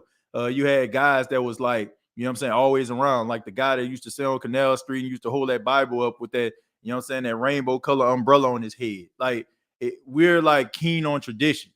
And right now, you know what I'm saying, when things are like not looking the way that they once did, then all of a sudden, like we feel like the sky is falling. Like it's like a baby not having his blankie in his nook. That's kind of how some of these Saints fans are. Like we're not used to that. Like the Saints have dealt with these same levels of adversity. The only difference is that the people that are leading the pack are unfamiliar to you all. So that's why you're panicking. It's not like the Saints didn't start 1 and 2 in the past. It's just the fact that they started 1 and 2 and we had Drew Brees and Sean Payton. So the biggest issue that a lot of you have is the people that we're relying on this time around don't have enough skins on the wall, and they haven't proven themselves to be in that leadership role long enough in order for us to depend on them, in order for them to be able to navigate and weather the uncharted waters that is the National Football League. That's what it all comes down to. Then you have other Saints fans who have been talking trash for like 10, 15 years about how great the team is. You've been talking about the Falcons. You've been talking about the Panthers. You've been talking about the Bucks. And the Saints have been dominant versus those teams for the most part. And they've been pros they will. And they have had the same coach and they've had the same quarterback. And you've seen coach after coach in Atlanta and coach after coach in Carolina and coach after coach, you know what I'm saying, with the Bucks. You know what I'm saying? Like you've seen all this. And then now it's like you feel like the chicken's about to come home to roost, and some of y'all just can't take it. You can't take rejection. You can't take adversity. And it's showing. It's showing, man. It's showing how a bunch of people that are Saints fans, not all of you, get in where you fit in.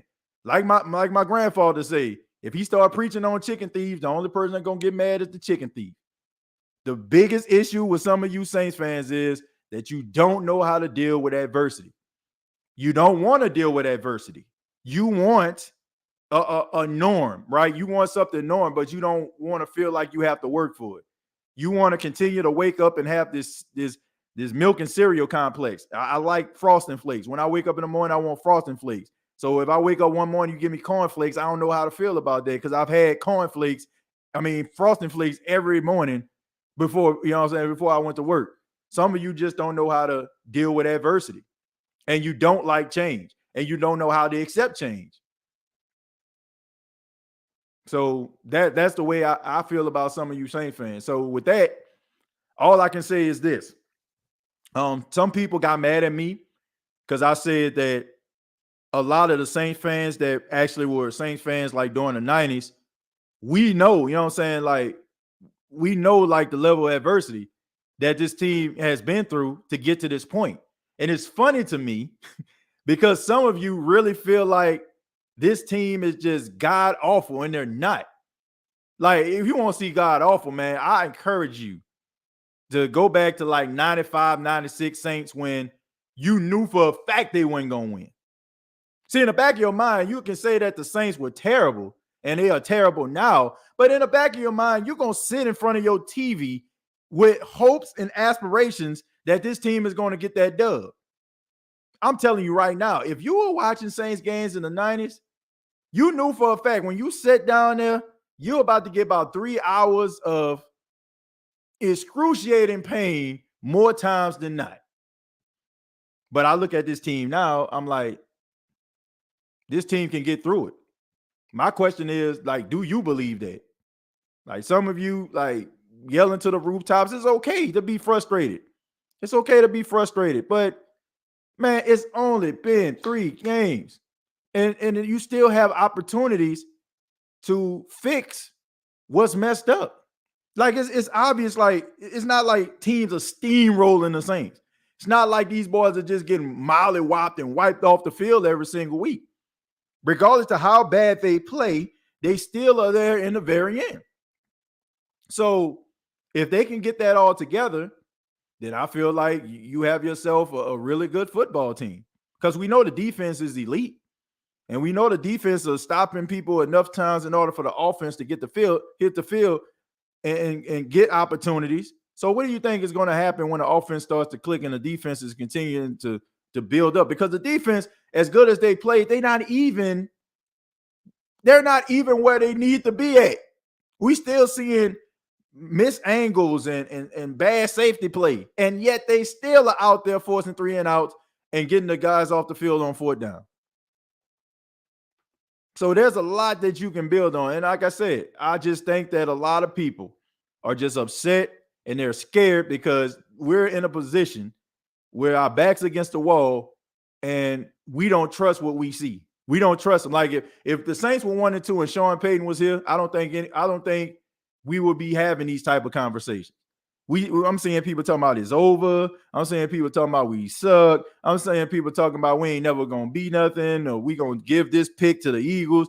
Like, if Sean Payton was the coach, I guarantee you some of you would be singing a completely different tune, because a lot of you are keen on tradition. And when things look different and you're not used to what you're seeing, it's hard for you to get, behind it because you're not sure of it. It's almost like watching your child, you know what I'm saying? Like, you teaching your child how to drive. It's like the scariest point in life, right?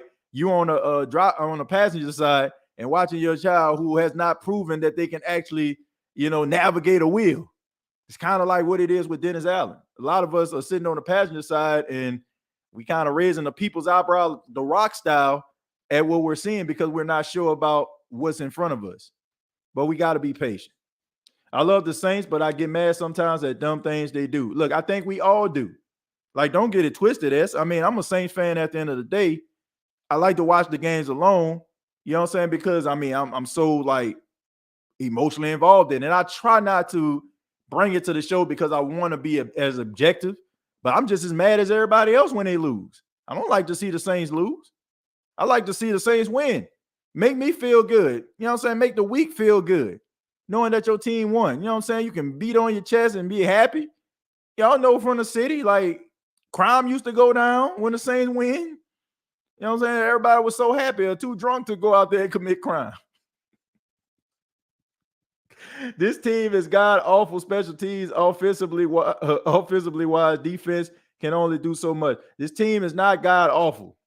Okay, they're not god awful. They're a bad football team right now. I will give you that. But god awful to me is like you have no chance in Hades to win a game.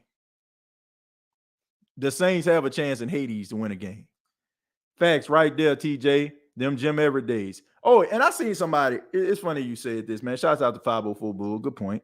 I seen somebody mention this. There was like the Saints had great players. They just played on bad teams. All right.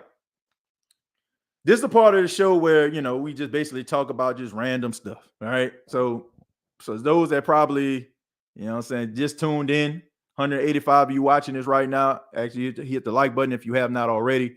But this is when we just start, shutting it down. We just start talking about random stuff. So feel free to put the whatever you feel in the chat. But here's the thing. You had great players. All right. Let's go back. Okay.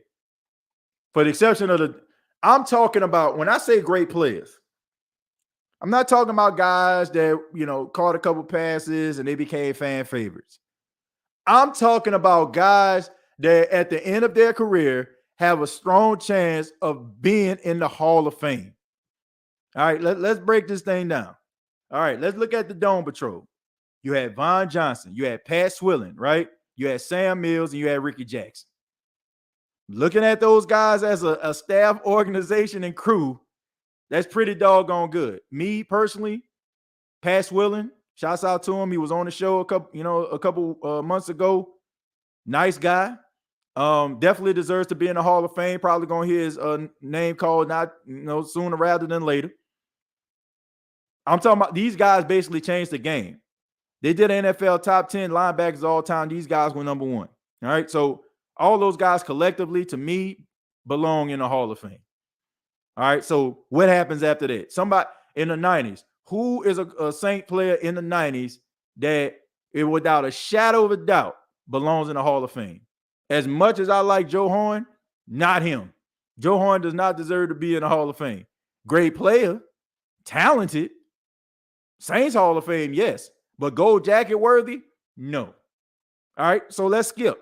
All right, so you pretty much covered like the 90s.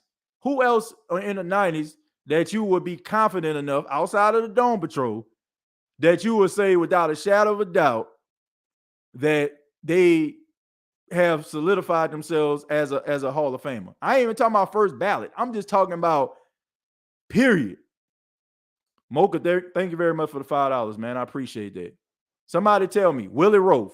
Good point. He's in the Hall of Fame. That's one. That's one. That's one. That's you know what I'm saying? He's in the Hall of Fame.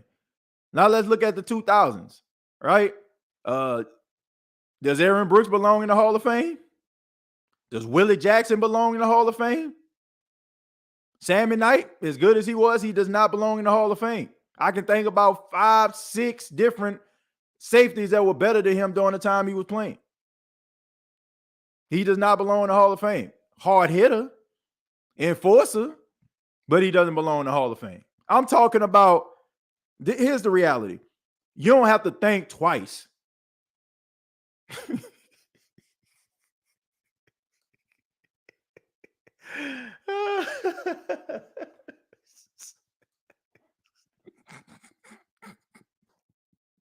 Hell no, to the no, no, no, hell to the no.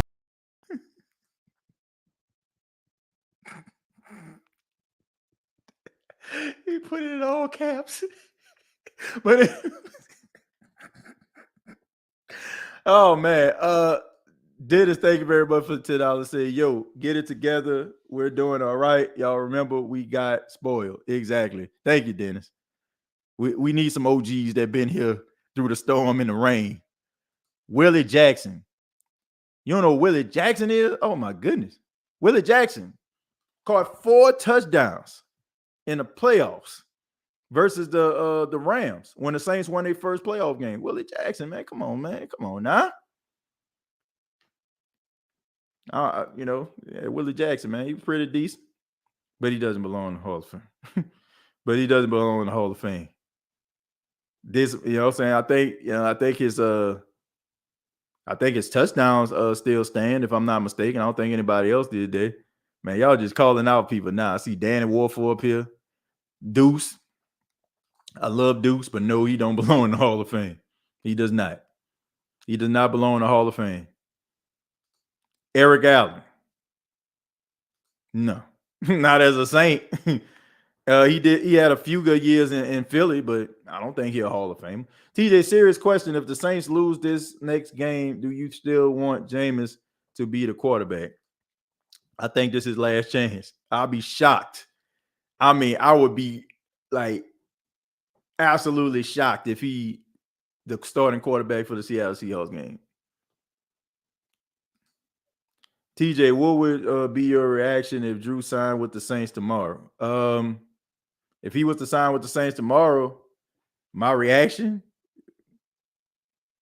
glad for him to come back. Why would you want to come back? I mean, if he did, I'm pretty sure a lot of people would be happy, but I don't know, man. Look, I just think that we need to reach a point where we just stop looking for Drew Brees to come out of retirement. All right. And we just need to understand that, life goes on and we have to figure this thing out. We have to figure this thing out, man. So, man, it can't involve Drew Brees. TJ, I already read that one. Damian says, TJ, Cam Cleveland, boo. No, man. We gonna hit you with the yeah, that ain't it, bro. Boo Williams.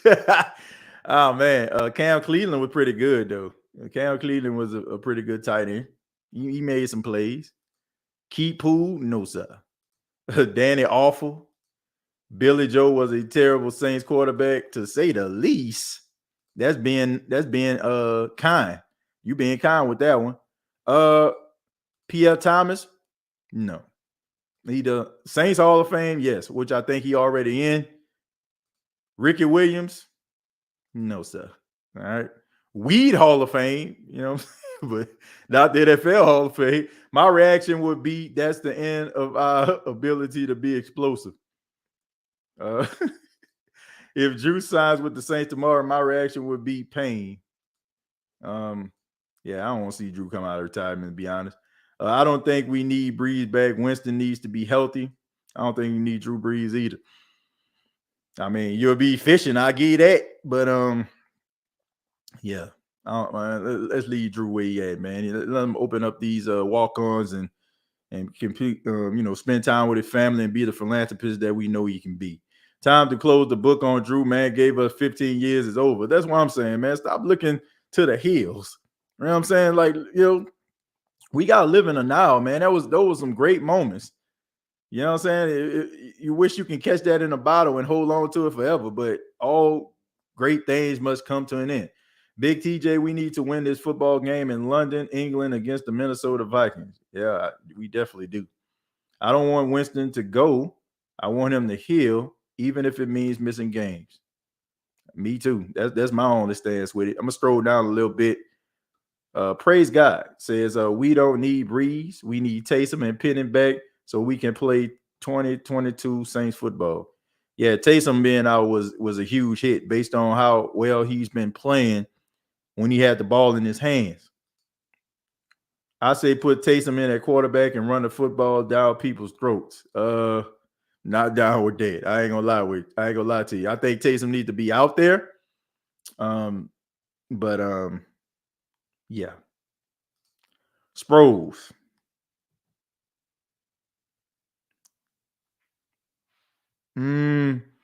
Close but not quite. Close but not quite. Close but not quite. I'm over here like, who the hell is Billy Joe? You ain't missing much. It's probably best that you don't know that. Weed Hall of Fame. Yeah, Ricky Williams definitely belongs in the Weed Hall of Fame. Anybody that quit football to go live on a sacred mountain and smoke weed all day definitely deserves to be in the Hall of Fame. Weed for that. We need to run no huddle offense. Simple. Big Dog says hit the like button. Definitely agree with you on that. If you have not already, please hit the like button. We almost there, man. We close to 10,000 subscribers. I need your help. You know, by hitting the like button, it increases our chances of hitting 10,000. So please hit the like button. Just take a few seconds to do that. Eric Martin, good wide receiver for his time, but no, he don't belong there. He don't. Ricky Williams is smoking a bong and listening. Yeah, I mean, man, Ricky Williams is a weird cat. Great running back, and you know what I'm saying, during the time when he was in college, but man, he has done Breeze maybe a quarterback coach. Wouldn't mind seeing Breeze help these guys see the field. I wouldn't mind seeing that. Hey, TJ, Leroy Glover really should be considered.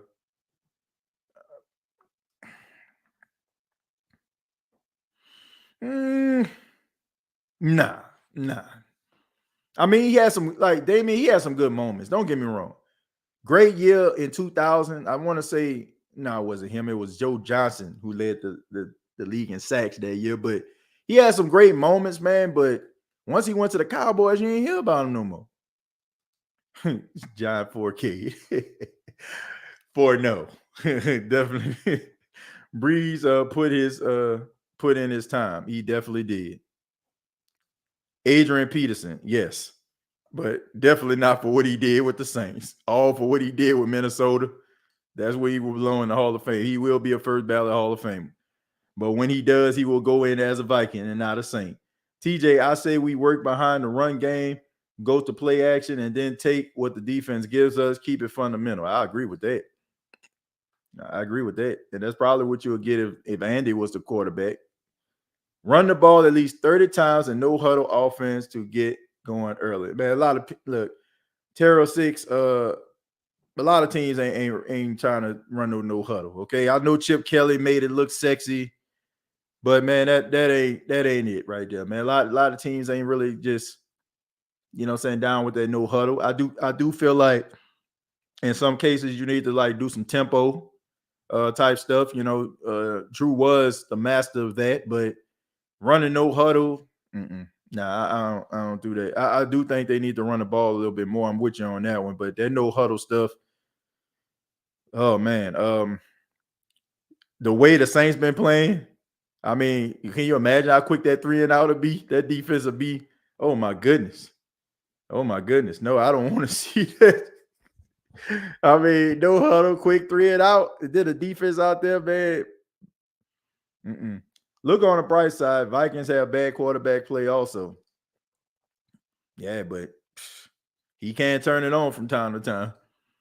If we held on to what was, then there wouldn't be social media. Good point. Joe Horn, great player, not Hall of Fame worthy. Marcus Colston, great player, played in a bad era, don't get the credit that he deserves, so probably won't end up in a Hall of Fame. I mean, he never been to a Pro Bowl, even though he deserved to go to a Pro Bowl some years, he just never have. And that's, you know, people gonna look at that. You know, no Pro Bowls, no All Pros, Super Bowl champion. You know, all-time receiving leader in Saints history. Yeah, more catches, I think, than any other, you know, receiver in Saints history, if I'm not mistaken. Have all the statistical records as a receiver. But I just think that, you know, it's probably not going to happen. If it does happen, it's probably going to be like he's going to be on a walker somewhere. And, you know, they'd be like, oh, what can we put in here? Let's go with Colston. You know, it's kind of like probably what it would be like, unfortunately. But surefire Hall of Famer? No. Hall of Famer in my eyes? Absolutely. Tom Benson. Yeah. Could end up in the Hall of Fame. You know, for his contributions. I mean, you know, the Phil and Canton, you know, hiring of Sean Payton, you know, Drew Brees might end up in that thing. Mark Ingram. If Mark Ingram was to retire tomorrow, he would not end up in the Hall of Fame. He has the most yards than any active running back in the NFL right now. He has 10,000 yards. But Mark would have to like have a couple more years of consistency in order for him to hit the Hall of Fame. So no, he's not there. If he was to retire, No, he won't end up in the Hall of Fame. Hey, TJ, with this roster, you think Dalton has what it takes to pull a Nick Foles if Winston gets shut down for surgery?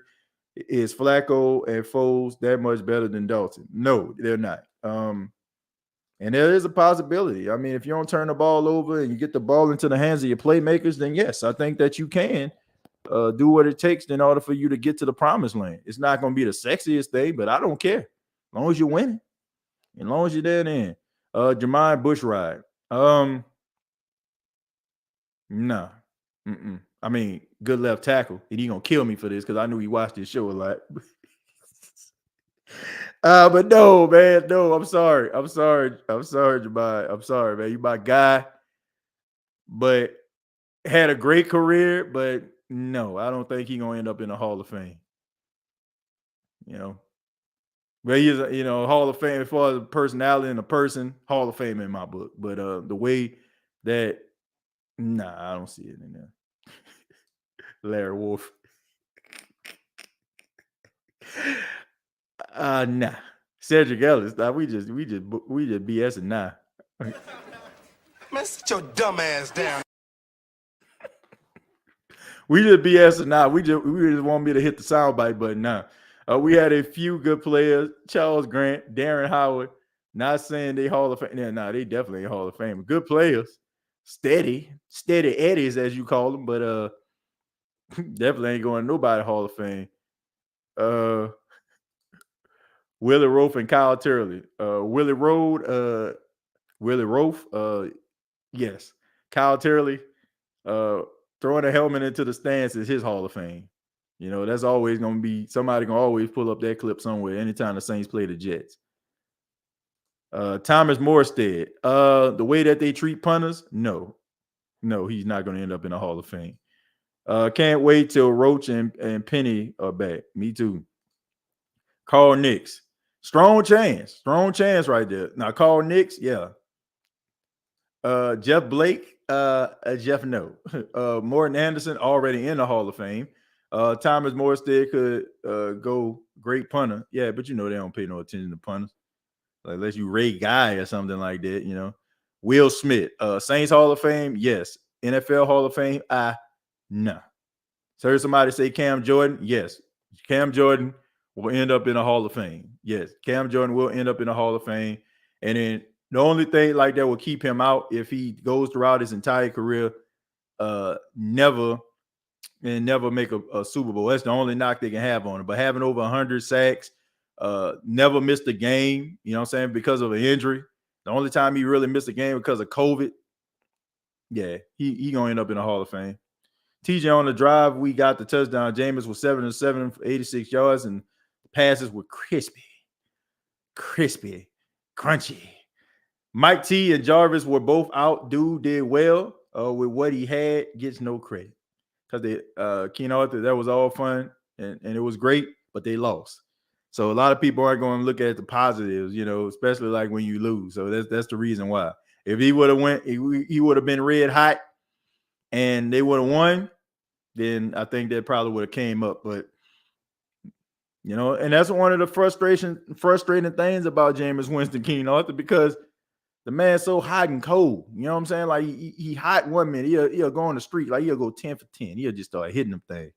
10 for 10, 11 for 11. Then all of a sudden, he forget how to play the quarterback position or something like that. It's like it's like a nice car. You know what I'm saying? Like, you driving down the road and all of a sudden, the battery die. You know what I'm saying? It's kind of like what it is. It's a nice, nice, fine automobile. Then all of a sudden it just breaks down because the battery, like, that's the frustrating thing about it. Like, you see the talent, you see the ability. I mean, he be making plays, but it's just like, it's like a light switch, man. Turn it on and off, man. You got to be on all the time playing a quarterback position. As long as Andy Dalton don't turn the ball over and run the ball constantly, they can let Jameis get healthy. I agree. Malcolm Jenkins, I don't think he did enough to end up in a Hall of Fame. He had 2 Super Bowls with 2 different teams. I don't know. I don't think he's gonna end up in a Hall of Fame. ATJ, people are giving Tyron a lot of flack. Also, Us not getting turnovers or sacks. I just judge defense on points allowed. Just need competent quarterback play. Look, I ain't got no problem with Tyrann Mathieu. I don't. I mean, I know he missed that tackle on Chenault. Some people say, he ain't put forth the best effort. But, I mean, he was making plays. And then people like, man, he getting ran over by this dude and that dude. The dude is like 180 pounds.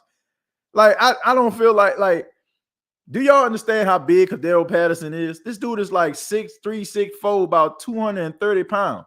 So why wouldn't a 230-pound man be able to run over 180-pound safety? I mean, put this into perspective. Leonard Fournette about a bacon, egg, and cheese McGriddle away from 250, and he going up against a 180-pound safety. Like, of course, the dude probably going to get ran over, but what people aren't paying attention to, yeah, they'll run him over, but he grabbing that leg and getting that tackle. I mean, some of us just just start paying attention to like, ooh, look at that. But ain't nobody paying attention to him grabbing that leg and getting that tackle and getting them boys down on the ground. Ain't nobody talking about that, dude. So I know sometimes like we like the style and finesse, but come on, man. Let's put this thing into context. It's almost like it's like the Big Show running over Rey Mysterio. Some of y'all probably know what I'm talking about if you watch wrestling. But that's kind of what the equivalent. He's a small guy. So, I mean, what do people expect? He tripping people up. Exactly. Like they running him over, but he grabbing a leg and getting the tackle. So, it said a honey badger ain't never been a thumper. He's a ball hawk and a play. Exactly. Like, I don't understand what people expect from this dude. Jari Evans been nominated. He definitely, man, he going to the Hall of Fame. Definitely going to the Hall of Fame. He definitely going to Hall of Fame. There's no doubt about it. Now that is a sure thing. First ballot Hall of Fame. If he's not a first ballot Hall of Fame, there's something wrong with the Hall of Fame. I'm telling you right now, there's something wrong with it. One of the greatest guards of all time. I'm saying it. One of the greatest guards of all time, and I'm not being biased. The dude is one of the greatest guards of all time. Period. Bacon, egg, and cheese McGriddle. For real, man. Should y'all know that man is big? That man is big. Leonard Fournette about 250. Fact, TJ, I saw Matthews in person. I'm 6 feet, 235, solid. And Matthew looks small as hell to me, but he's the honey badger for a reason. Yeah. I mean, even the name, honey badger. I mean, do you see 200-pound badgers walking around here? They small animals. They just feisty. Basically he's on brand. Small, but feisty. But Rey Mysterio got Big Show with the Hurricane Rana at the end, though. Exactly. But Mount, he got the tackle, though. That's what I'm saying. That's all I'm saying. Like, he got the tackle. Yeah, he got ran over. But he grabbed the ankle and he got the guy on the ground. So, I mean, I don't know, man. To me, I just feel like it's almost like going to the park and somebody block you. Everybody like, ooh, you know what I'm saying? I get the rebound, I put the ball back up. Guess what? I scored. You know what I'm saying? Like, yeah, okay, you blocked my shot, but I caught it in midair and put it back and I scored. Some of us, worry about the embarrassment or whatever like that, or what the internet will say. I don't care. Look, man, if he makes the tackle, that's all I care about, the effort. Zach Strief. I got to think about that one. Y'all sleeping on my boy Hornswoggle. Well, no. Not sleeping on Hornswoggle. I got to think about Zach Strief, though. I got to look at Zach Strief was a solid right tackle. Probably at sometimes probably the best right tackle in football. I got to think about that one, though. I got to look at some accolades. Jameis Winston has only had one 1,000-yard running back his entire career, and that was Doug Martin his rookie year. Let that sink in. Look, I don't think anybody. Well, I take that back. You got people out here that are supportive of Jameis. I'm one of them. But it's going to come a time where, well, it is coming a time where all the excuses in the world are not going to save him from the onslaught that he will get if he continues to play the way that he's been playing. Like, we know Jerry, I'm on board with you, bro. Like, it's obvious. It's evident that he's talented. I'm on board with that. But you're not helping the cause by going out there and doing the things that people have put you in, you know what I'm saying, in a certain narrative. Like it's not helping. You're actually reinforcing the narrative. So, I mean, we all know how talented he is, even the biggest hater. You know what I'm saying? Even the biggest hater can admit the dude got talent. Y'all hit that like button. Y'all tripping if you haven't already. I agree with that. I don't understand why. Speaking of wrestling, that was a great segment with Roman Reigns and Sami Zayn. That was awesome last Friday. Yeah, that was a good segment. I like WWE, man. Since Triple H been taking over, I mean, it's been entertaining.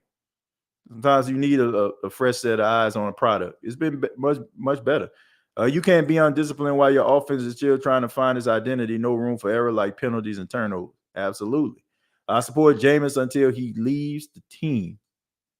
I agree with that. I'm going to continue to support him, even if he don't make the Saints team. Even if he end up going somewhere, I'm still going to support him because I want to see that man do well. This is a damn good show. I appreciate that. The truth hurts. No, I'm joking, but my boy Kofi Kingston is my favorite wrestler, hence the name. Glad he finally broke through and got the big one. They kept him mid-card for too long, but I admit his mic skills wasn't there. Well, they're there now. And you know, I mean, it was organic. You know, the fact is he took a place of Mustafa Ali, who got hurt in the Elimination Chamber and just became overnight sensation. And that momentum catapulted him to WrestleMania, and he won the title, which shocked the heck out of me. Triple H was a hella overrated. I don't think he was overrated at all. I think people give him the respect for being one of the best wrestlers of all time. Flags are bound to happen, but we can't miss field goals and fumble every week. But even with the mishaps, with decent quarterback play, hitting open guys, you can overcome things. Taking what they give you. Yeah, I definitely agree with you on that. Being conservative, there's nothing wrong with that. You know, I think that sometimes we fall in love with the sexy plays, especially like if our teams are nickel and diming it down the field, and then all of a sudden, here comes an NFL game break. Look at Patrick Mahomes. He scrambles, he rolls to the right off the back foot, 60-yard touchdown to Nico Hartman. This puts the Kansas City Chiefs up by 14. Then all of a sudden, you're getting back. Hey, 5-yard pass, 5-yard pass, 5-yard pass. Here come another game break. Wait, Josh Allen, unbelievable pass, scrambles to the left, throws the ball downfield to a wide open Stephon Diggs. That is a 70-yard touchdown. The Buffalo Bills are steamrolling. You know, like I get it, right? I get it. I get it, right? And then you got to go back and watch your game.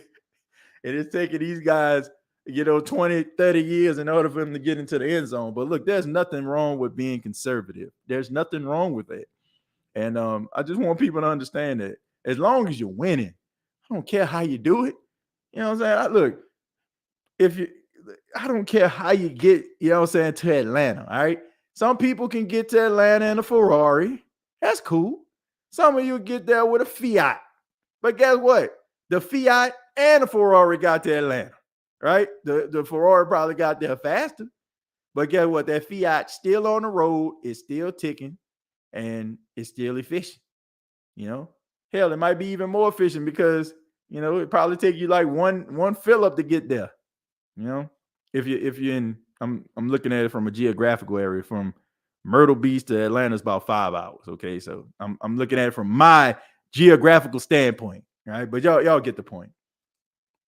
TJ, it's the end of the show. Real quick thoughts on Tulane to LSU. Look, love the fight of LSU. Love the fight of Tulane. I'm always going to be rooting for Tulane because they always got a special place in my heart. Because once again, that undefeated season that they had back in 98, if I'm not mistaken, with Sean King. I mean, just looking at that brother play the quarterback position, you know what I'm saying? It gave me a lot of hope, you know what I'm saying? And watching him facilitate and run that offense and put up all those points back in that magical year. So I'm always going to have a special place for Tulane. So I'm glad, what I'm seeing. They didn't get the win last week. That's all right, but they fight very hard. They battle. They're gritty. As far as LSU, they're starting to figure it out. I still don't feel like they're where they need to be just yet, but I just think that you need a few more recruiting classes from Brian Kelly, and I think that you'll probably see LSU playing in some of those big games. But right now, I mean, you got to be impressed at what you saw. You know, the comeback victory versus Mississippi State, New Mexico. I mean, that was pretty much obvious that they should have steamrolled them boys. They call, getting that get right game. But I like what I see. I don't think the LSU is where they need to be yet. They not like at the point where they can like continuously compete with a team like Alabama, but Brian Kelly is more than capable of getting the right recruits in there. We know he can recruit his tail off. With the restrictions that they had at Notre Dame when it came to the recruiting process, now that you don't have that anymore, like you don't have to worry about, a guy having this standard and this clause and that clause. You can just go out there and recruit the way that you want to. So he's going to be bringing some top-notch guys to Baton Rouge, and I think a lot of people feel like that's long overdue, and it's time for the LSU Tigers to get back to those winning ways they had. So, yeah, but I like both teams. I like the scrappiness and the grit of Tulane, and I like what Brian Kelly is trying to build out there in Baton Rouge. It's just going to take some time. Tulane old uniforms were the best uniforms on the planet. Yeah, I definitely like the I like the helmets now, even though that was a throwback to what they used to be with the wave on there. I like the green helmets when they used to have this Tulane on the side. You know what I'm saying? It wasn't the coolest helmet in the world, but it was sleek. You know what I'm saying? Like it was, it was no nonsense, right? You know what I'm saying? And it also, I feel like it set a tone. Like sometimes, all these fancy, smancy uniforms, sometimes, it can kind of take away from the intimidation process. But having that green uniform and just having Tulane on the side, it's like, look, we ain't about them fancy uniforms. We ain't about all that. We just about our business. And I actually have an appreciation for that.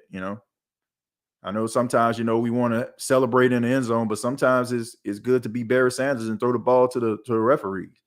Not always about being the center of attention. It's about how you're producing.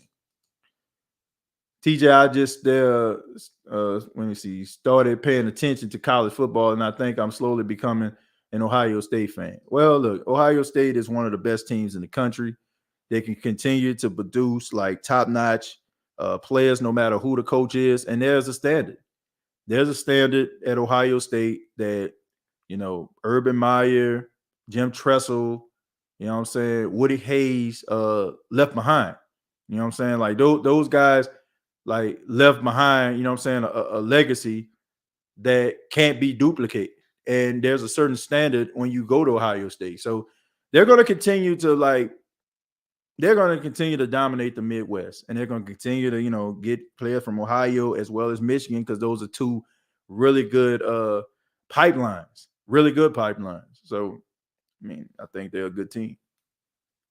How about them JSU Tigers? Oh, man, come on.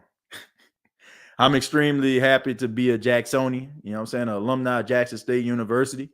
This guy's done a really good job. Like Deion Sanders, Coach Prime is doing a really good job. And they steamrolling guys. And this is what you expect. Like you expect dominance. I mean, you get all those talented players, you recruit well. I expect for them to be steamrolling teams. And I don't think that is going to stop. The only team that can stop Jackson State is Jackson State. Yeah, that's just what it is. I mean, Valley had a lead for about 20 seconds, and then Jackson State just came right back there, and they didn't score another point. So if they continue to be on that, and stay focused and dialed in, ain't nobody beating Jackson State. I say that with so much confidence.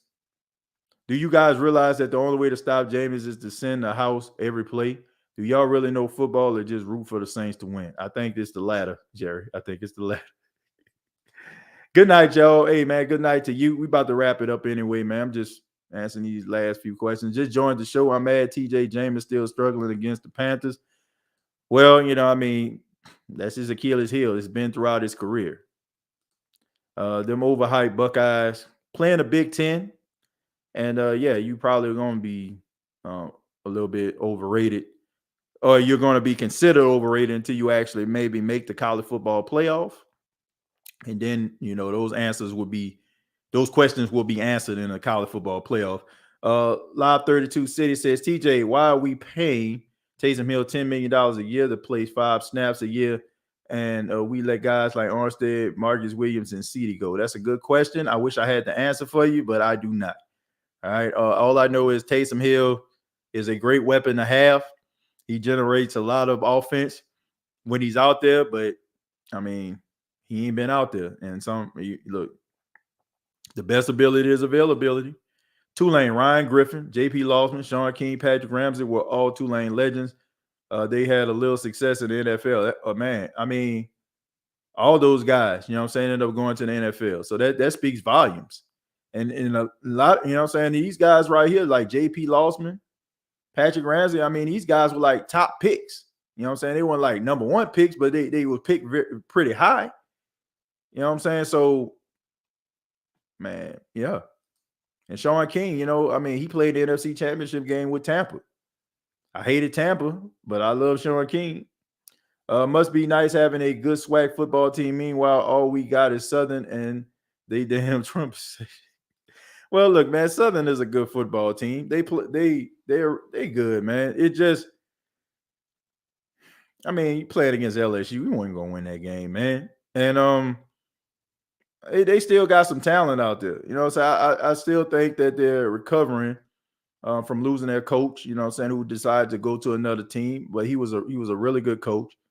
And I just think that they're trying to figure things out.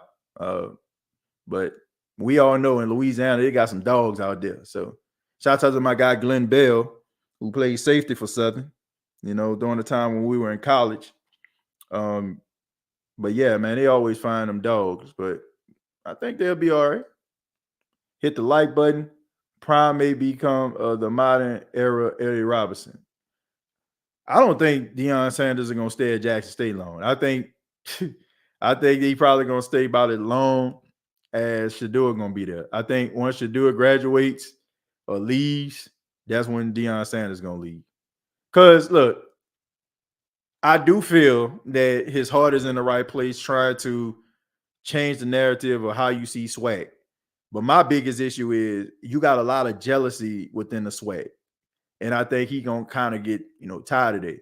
Because a lot of these guys are failing to work with him because, like I said, it's a lot of envy. It's a lot of envy because, man, come on, man. Y'all know y'all folks. You know what I'm saying? Y'all know y'all folks. If it don't come from them, then they getting all jealous and stuff like that, right? It can be a good idea, but just because it didn't come from them, they ain't gonna want to do it. A lot of haters, you know what I'm saying? A lot of hatred. And I just think that he probably gonna get tired of it and they're gonna leave. And then not to mention, I don't feel like he was going to be there long term anyway. I mean, this is what was told to me. You know, shouts out to my homeboy. I ain't gonna call his name, but you know, I knew Deion Sanders was coming to Jackson State before it happened. My boy, who was a part of the Alumni Association, was on the phone with him, you know, during the time when they was getting everything together. And I think there was the only issue was I think you needed a college degree in order for you to coach, you know, college football. So that's the reason why, you know, Deion Sanders, like he got his degree from some university in Florida somewhere. You know, that was the only thing that was prohibiting him from doing it. Once he did that, then he was able to coach Jackson State. But the plan was him to be there like 3 or 4 years. And that's why you see a lot of emphasis on, you know, his channel and him promoting his kids and stuff like that. Because I think this time around is more about elevating his kids' brand more so than elevating his, because he's certified. So I think they probably got him about as long as Shedeur Sanders, the quarterback. After that, I feel like he probably going to go somewhere else. And then he probably going to leave. Hopefully Jackson State replace him with somebody better, you know, because, boy, all them beatings these teams been taking, you know they're going to be trying to put 80 on Jackson State every week. TJ, the people out here at Baton Rouge really was thinking Southern was going to win after their first game. I don't know why. But Coach Prime is a Florida boy. We feed off the hate and shoot it back to you. Yeah, that's the reason why you've been, you know, padding them stats, you know, putting up them points. Jameis is on pace to throw 25 to 30 picks. Well, let's hope that don't happen. Hope he turns it around. Me too. TJ is more mental than physical with Jameis Winston. Yeah, I agree. For real, I was laughing all the way driving down the scenic highway. That was some hurt. They were so hurt. What you talking about? Southern? Yeah, they're pretty sure they were. They're pretty sure they were. DA with Winston out there with bad back. Yet Sean had Drew out there with bad ribs, and Taysom started at quarterback with bad throwing hand. That Taysom offense was trash as well. Not to mention Mike T and Delvin, bro. Minnesota would run through the whole SEC. Are we talking about the Minnesota Golden Gophers or the Minnesota Vikings? You know, if we talk about the Minnesota Vikings, yeah, I pretty much agree with you. Talk about the Minnesota Golden Gophers. I don't know. I haven't seen many Golden Gopher games if we talking about the Minnesota Golden Gophers. But I want to say thank you to everybody that checked out the State of the Saints podcast. Thank you all for being here. I ask that you hit the like button on your way out. Make sure that you follow on Facebook.com. Search the State of the Saints podcast. And previous episodes available on iTunes, Spotify, iHeartRadio, Anchor FM. We're also a part of the Pigskin Podcast Network. Okay. And also you can check me out on Twitter if you're into that type of thing. TJ Jones 8. TJAY Jones 8. All right. Hope everybody has a good morning, noon, night. Shouts out to everybody that called in. Like always, all I gotta say is, who dat?